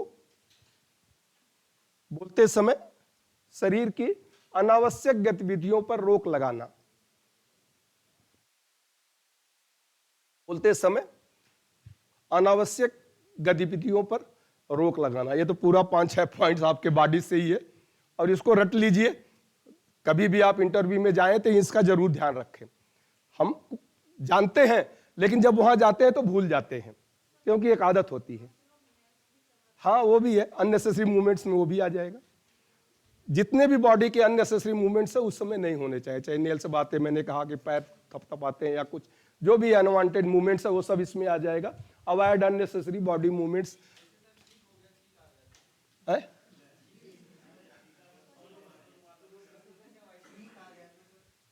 नहीं नहीं, वो तो नेचुरल है भाई। देखिए, आपको अब मुझे खांसी आ जा रही है तो मैं इसको रोकूंगा? ये तो नेचुरल है भाई। आपको बुखार भी उस समय हो सकता है, फिर भी आप इंटरव्यू में जाओगे। हाँ, इस नींद नहीं आना चाहिए। छींक आ जाए तो कोई बात नहीं, सॉरी बोलिए। अपना छींक आती है तो अपना तौलिया निकालिए, मुंह पे रखिए और छींकिए, और फिर बोलिए सॉरी सर, और फिर आगे कंटिन्यू करिए। हाँ, लेकिन ये है कि नींद ना आए। ऐसा नहीं कि उसके आगे झुक के छींकने लगो कि सॉरी सर मुझे छींक आ रही है, और उसके मुंह पे छींक दो।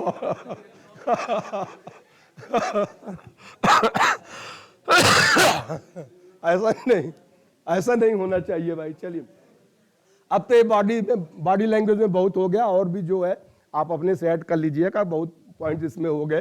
तो अब आते हैं कि अब आपको जो बोलना है, यानी आपकी इंफॉर्मेशन रिलीवेंट, रियलिस्टिक, रीजनेबल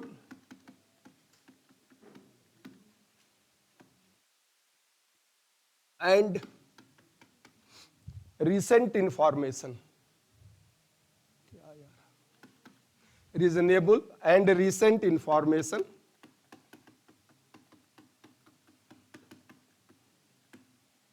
चलो, बहुत अच्छा हो गया। बहुत समय से सब लोग सीरियस बने हुए थे ना, तो 5 मिनट का हो गया। रिलीवेंट 5 मिनट नहीं हुआ, चलो कोई बात नहीं। Relevant, realistic, reasonable and recent information should be presented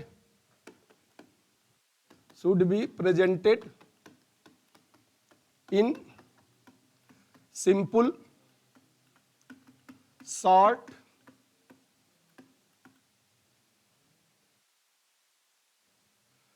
systematic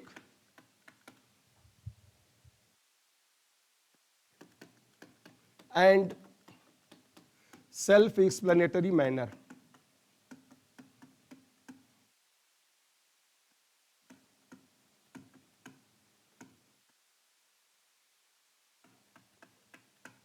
ये आपके कंटेंट की विशेषता है, जो आप बोलोगे, ये कंटेंट की विशेषता होनी चाहिए। अब आपकी वो तो बॉडी की विशेषता है, बॉडी में क्या क्या करना है, नहीं करना है। अब आपके बोलते समय जो कंटेंट आप रखेंगे, विषय वस्तु जो प्रस्तुत करेंगे, तो relevant, realistic, reasonable and recent information should be presented in simple, short, systematic and self explanatory manner.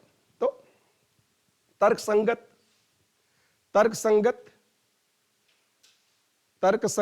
वास्तविक, कामा करते जाएंगे, तर्कसंगत, वास्तविक और तथ्यपरक यानी रीजनेबल, तथ्यपरक, तर्कसंगत, वास्तविक, तथ्यपरक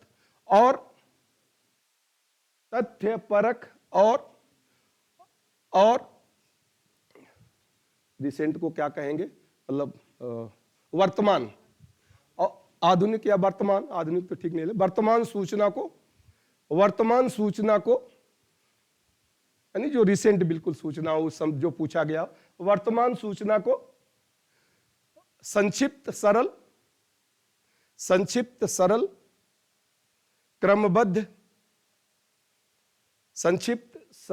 क्रमबद्ध और स्वयं अभिव्यक्ति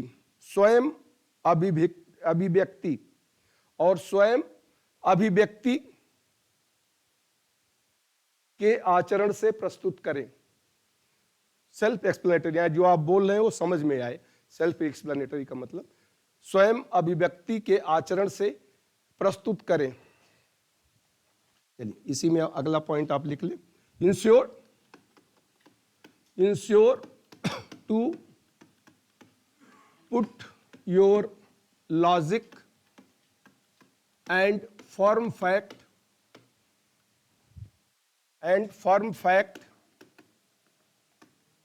in assertive manner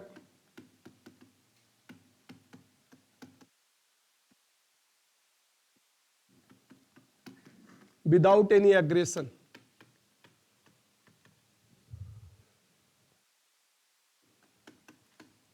अरे यार, मैं तो सोचा था 1 घंटे में खत्म हो जाएगा, ये तो पूरा इंटरव्यू आपका 2 घंटे चल गया।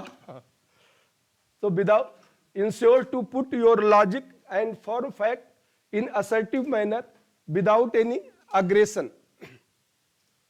तो अपने तथ्य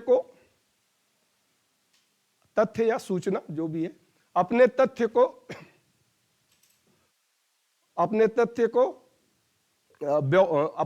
को उचित तरीके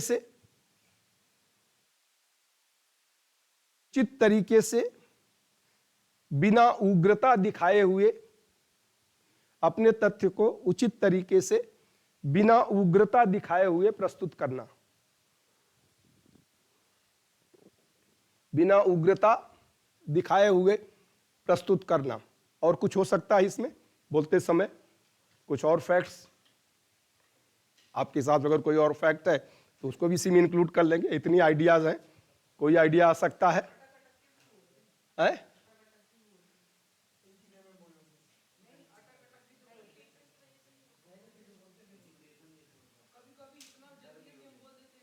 नहीं, वो तो बॉडी लैंग्वेज, फेशियल, वो तो आ गया ना आपका 6P जो मैंने लिखाया, 6P और 6C, उसको आप देखें उसमें ही आ जाएगा। 6P 6C में दोनों आ जाता है कि आपको कैसे पॉज है, उसी को हमने बताया था ना आपको जो लेसन प्लान में कि पॉज रखना होता है। 6P उसी में आता है, पॉज एक पार्ट है। और कोई नहीं? चलिए, नहीं है तो बस ठीक है, आगे चलते हैं।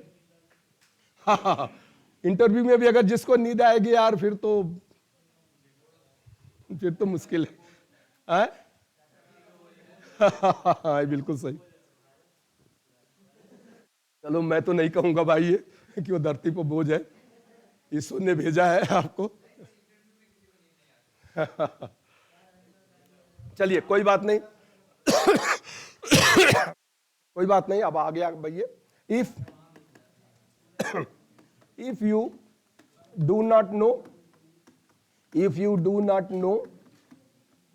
the answer, if you do not know the answer of any question,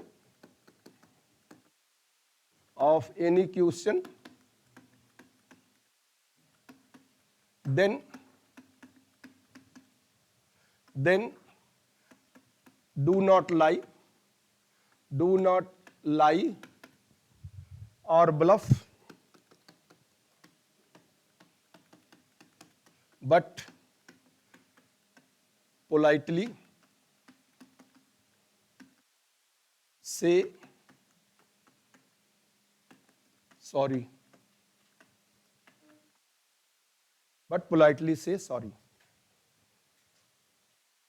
If you do not know the answer of any question, then do not lie or bluff, but politely say sorry. यदि किसी प्रश्न का उत्तर नहीं पता हो,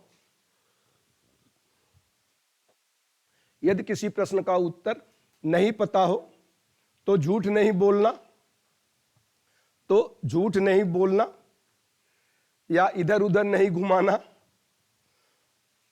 तो झूठ नहीं बोलना या इधर उधर नहीं घुमाना, बल्कि सौम्य तरीके से खेद व्यक्त करना,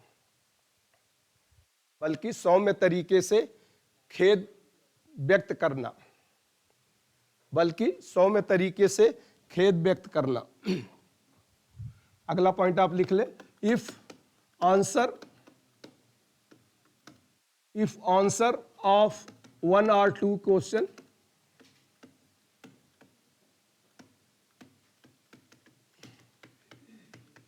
if answer of 1 or 2 question get wrong, then do not become excited, D है ये, do not become excited and press the panic button. ये अक्सर होता है, इसको आप अवॉइड करें। ट्राई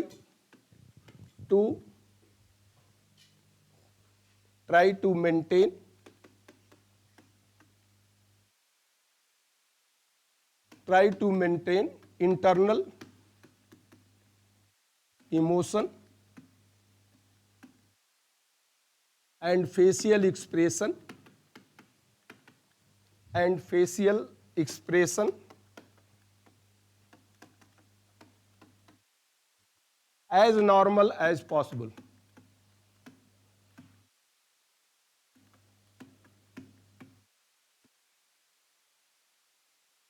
ये बहुत जरूरी है। हो सकता है 1-2 प्रश्न आपने गलत दे दिया, मतलब उत्तर गलत हो गया हो, तो लोग घबरा जाते हैं, फिर आगे का जो सही उत्तर होता है उसको भी सही तरह से नहीं देते हैं।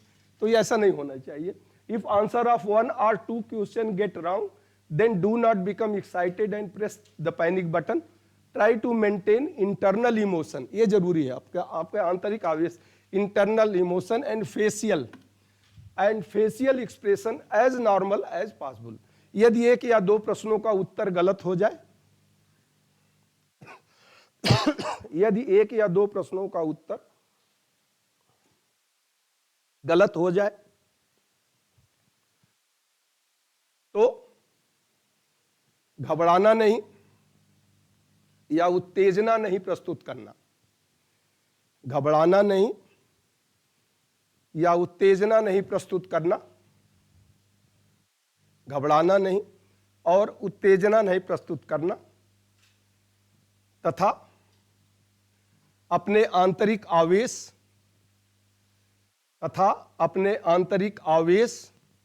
तथा चेहरे के हाव भाव को तथा अपने आंतरिक आवेश तथा चेहरे के हाव भाव को जितना हो सके, चेहरे के हाव भाव को जितना हो सके सामान्य रखने की कोशिश करें। चेहरे के हाव भाव को जितना हो सके सामान्य रखने की कोशिश करें। अगला पॉइंट आप लिख लें, कंट्रोल योर विल पावर,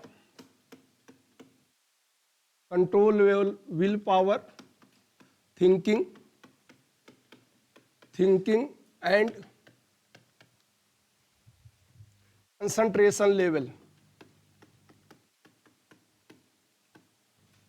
ये बहुत जरूरी है कि आप घबराइए मत, बल्कि अपनी आंतरिक शक्ति को सुरक्षित रखिए, अपने ध्यान को बनाए रखिए। तो control your will power, thinking and concentration level. तो इसमें उस समय पर, यानी जब आप घबराहट अंदर से फील कर रहे हो, उस समय पर अपनी इच्छा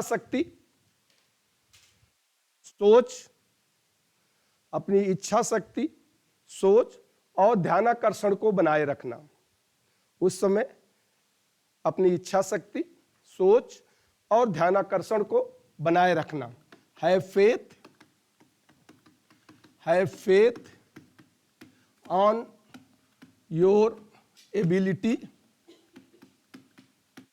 and capability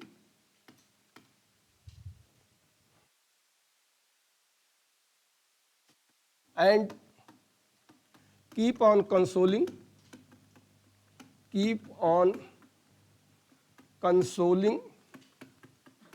yourself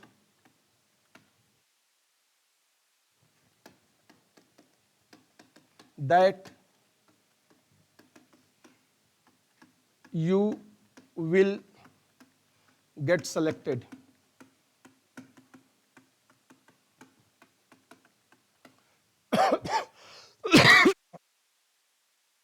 So have faith on your ability and capability and keep on consoling yourself that you will get selected. यानी अपनी योग्यता और क्षमता पर विश्वास रखें। ये उस समय पे अपनी योग्यता और क्षमता पर विश्वास रखें और स्वयं को समझाएं कि कंसोल करना, समझाना, संतावना देना, स्वयं को समझाएं कि मैं इस साक्षात्कार में अवश्य ही सफल होऊंगा और स्वयं को समझाएं कि मैं इस साक्षात्कार में अवश्य ही सफल होऊंगा। अगला पॉइंट आप लिख लें, डू नॉट रिग्रेट और think about previous question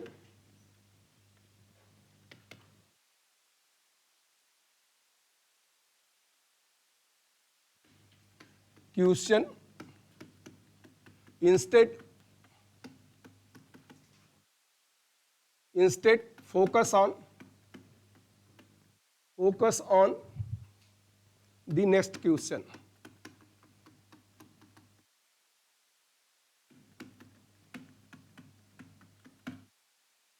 Do not regret or think about the previous question, instead focus on the next question. ये जरूरी उस समय होता है कि पश्चाताप न करें और पुराने प्रश्नों के बारे में न सोचें। पश्चाताप न करें यानी जिसका उत्तर आप नहीं दे सके, पश्चाताप न करें और पुराने प्रश्नों के बारे में न सोचें, बल्कि आगे पूछे जाने वाले प्रश्नों पर पश्चाताप न करें और पुराने प्रश्नों के बारे में न सोचें, बल्कि आगे पूछे जाने वाले प्रश्नों पर ध्यान केंद्रित करें। बल्कि आगे पूछे जाने वाले प्रश्नों पर ध्यान केंद्रित करें। चलिए, और कुछ बाकी रह गया इंटरव्यू में? और क्या हो सकता है? हाँ जी, कुछ है आपके दिमाग में आ रहा है? नहीं, कुछ ही? अरे हाँ, ये तो हमारे आइडिया है, हमने कहीं से नेट से इधर उधर से ढूंढ ढांट के अपना लिस्ट बना लिया। बट और लोगों के दिमाग में कुछ और होगा तो वो भी हम ऐड कर लेंगे और अपनी लिस्ट में भी ऐड कर लेंगे। जो हमारी लिस्ट है, जो यहीं पर रखी है लिस्ट, उसमें मैं ऐड कर लूंगा अगर कोई ऐसा आ जाएगा। जैसे आपने कहा था कि विश करना, चलो उसको मैं पॉइंट ऐड कर लूंगा अगले बार के लिए। कॉलर, चलिए वो तो बॉडी लैंग्वेज में आ जाएगा। वो तो आपका ड्रेस, बॉडी लैंग्वेज में के साथ साथ आपका ड्रेस कोड भी होता है। तो इंटरव्यू के लिए एक स्पेशल ड्रेस कोड होता है, वो बॉडी लैंग्वेज और जो भी है आपका उसके साथ ही वो आ जाता है, तो वो अलग से नहीं। हाँ, वो तो होता, बिल्कुल होता, सही कर रहे हैं। तो चलिए फिर खत्म करें। तो चलिए अब खत्म कर देते हैं। व्हेन वो तो आपको मनीष जी से पूछना पड़ेगा। हम तो केवल इंटरव्यू लेने आए हैं, ज्वाइनिंग तो वो देंगे। When interview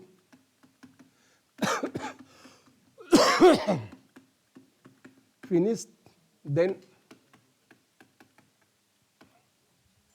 then thanks everyone. हाँ,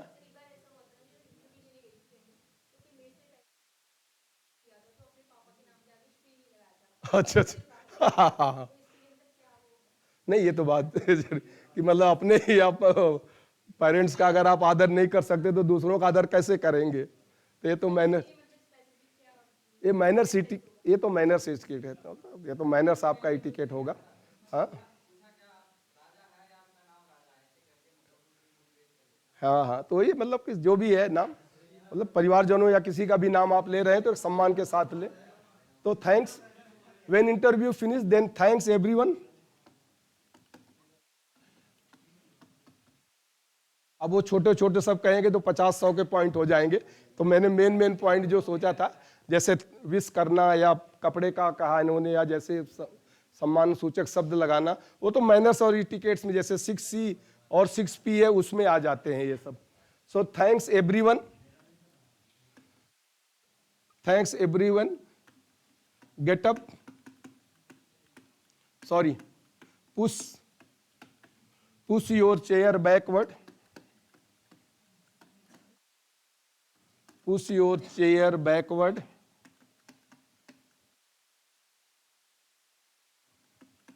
without any noise,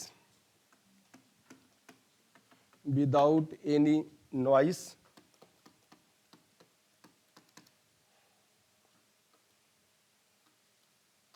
stand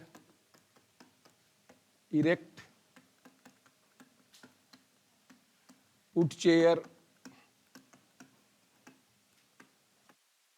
back to its place and walk out with,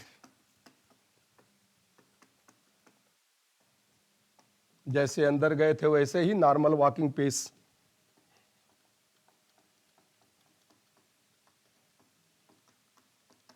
ये लास्ट है। When interview finished, then thanks everyone. Push your chair backward without any noise. Stand erect. Put chair back to its place and walk out with the normal walking pace. Walk out with the normal walking pace. Normal walking pace. And walk out. जैसे आप अंदर गए थे जिस तरह से उसी चाल से आप बाहर आइए। Walk out with the normal walking pace.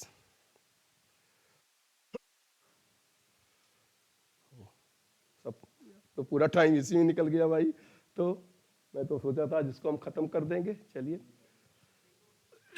तो जब इंटरव्यू मतलब साक्षात्कार समाप्त होने पर सबका धन्यवाद करना, साक्षात्कार समाप्त होने पर सबका धन्यवाद करना, सबका धन्यवाद करना, कुर्सी को बिना आवाज किए पीछे खिसकाना, कुर्सी को बिना आवाज किए पीछे खिसकाना,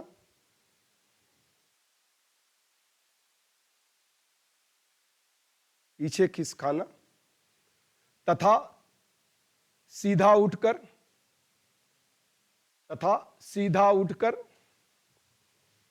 कुर्सी को पुनः उसकी जगह पर रख देना, तथा सीधा उठकर कुर्सी को पुनः उसकी जगह पे रख देना,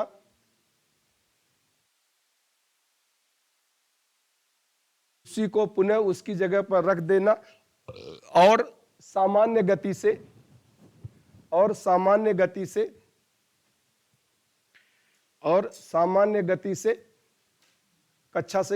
कक्ष से बाहर आ जाना, और सामान्य गति से कक्ष से बाहर आ जाना।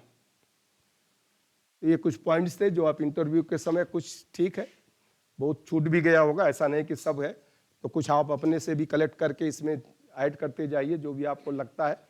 तो कहीं भी आप इंटरव्यू के लिए जाएं तो ये देख लें कि क्या होता है और कैसे होता है, तो इसको आप ध्यान रखें। कोई डाउट कुछ पूछना है तो आप पूछ सकते हैं।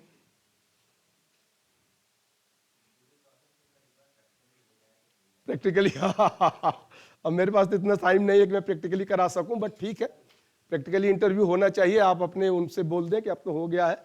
जब आपका पीओटी का जब प्रैक्टिस चलता है सेकंड हाफ में, तो वहाँ एक इंटरव्यू की प्रैक्टिस आप कर सकते हैं। चलो, हम तो करवाते थे प्रैक्टिस, बट अब इतना समय नहीं है, क्योंकि मेरा टाइम वैसे भी अब खसकता जा रहा है, मुझे ख़त्म करना है अब इसको। मैं आज सोच रहा था जल्दी ख़त्म कर देंगे, बट ख़त्म नहीं हो पाया। इसके बाद दूसरा आपका टॉपिक जो आज का है वो भी बहुत इंपॉर्टेंट है, मतलब वो है आपका how to write your biodata.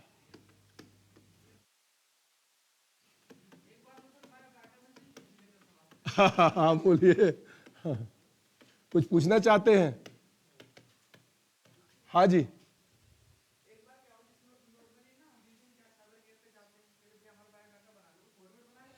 हाँ बिल्कुल।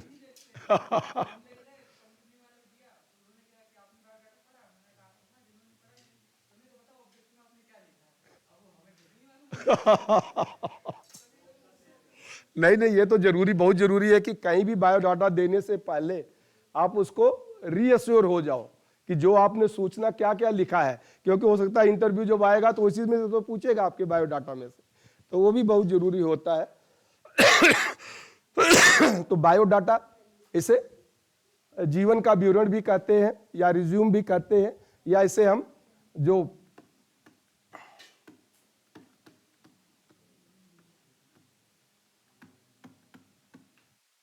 करिकुलम वीटी या सीवी भी कहते हैं।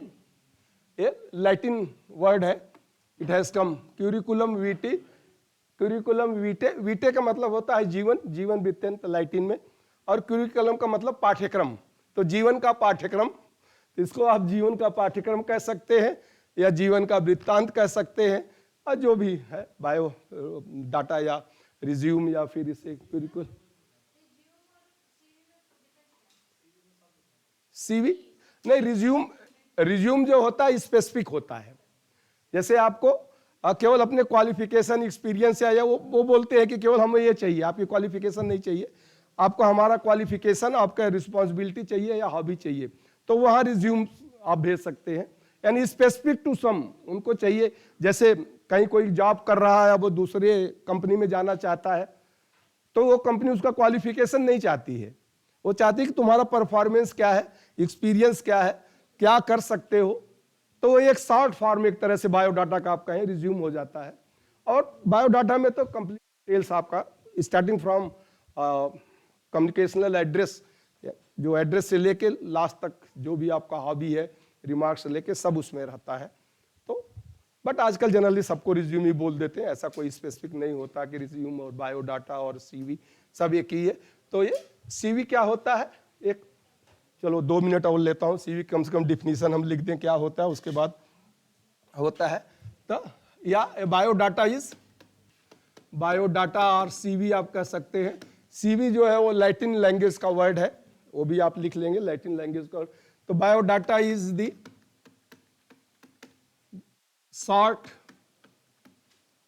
Description, biodata is the short description of qualification,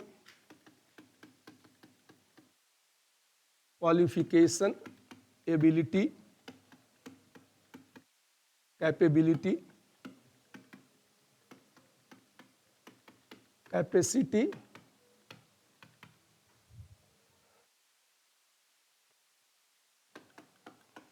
skill,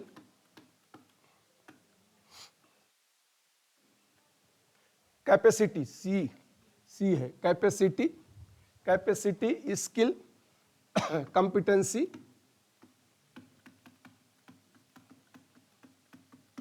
proficiency,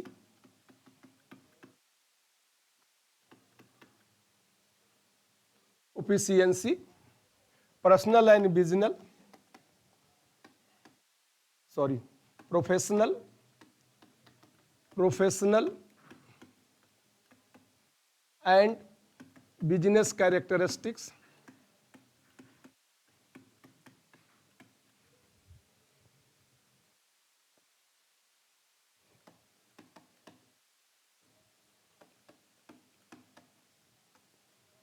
of any individual,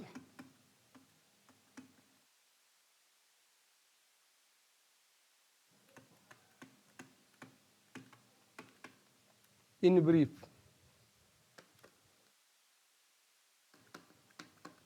ये होता है। Biodata is the short description तो लिखा है, तो ये आप ब्रीफ हटा दें नीचे से, इन ब्रीफ हटा दीजिए यहाँ से, यहाँ बस फुल स्टॉप कर दीजिए।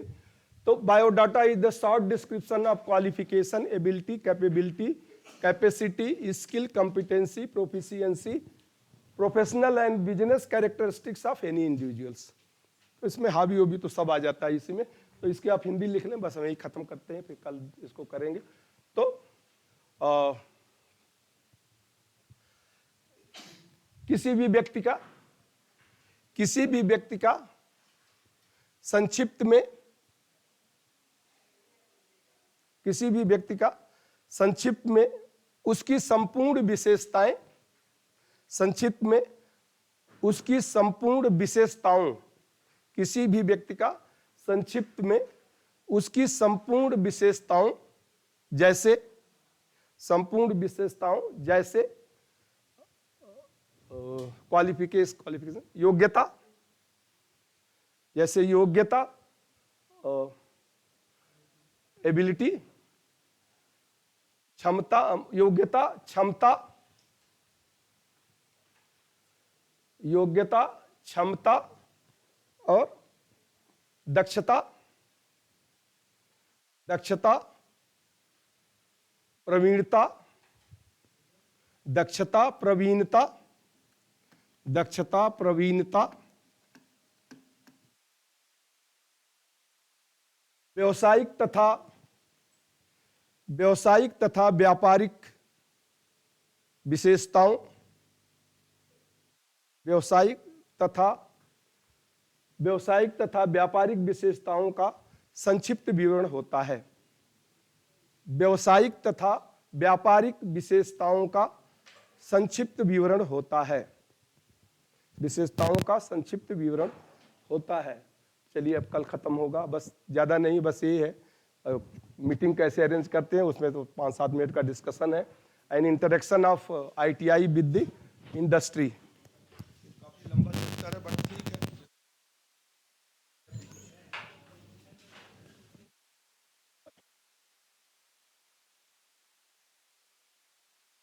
अभी जाना तो मेरे को OTP वेरीफाई करना है। क्या? अच्छा नहीं, मैं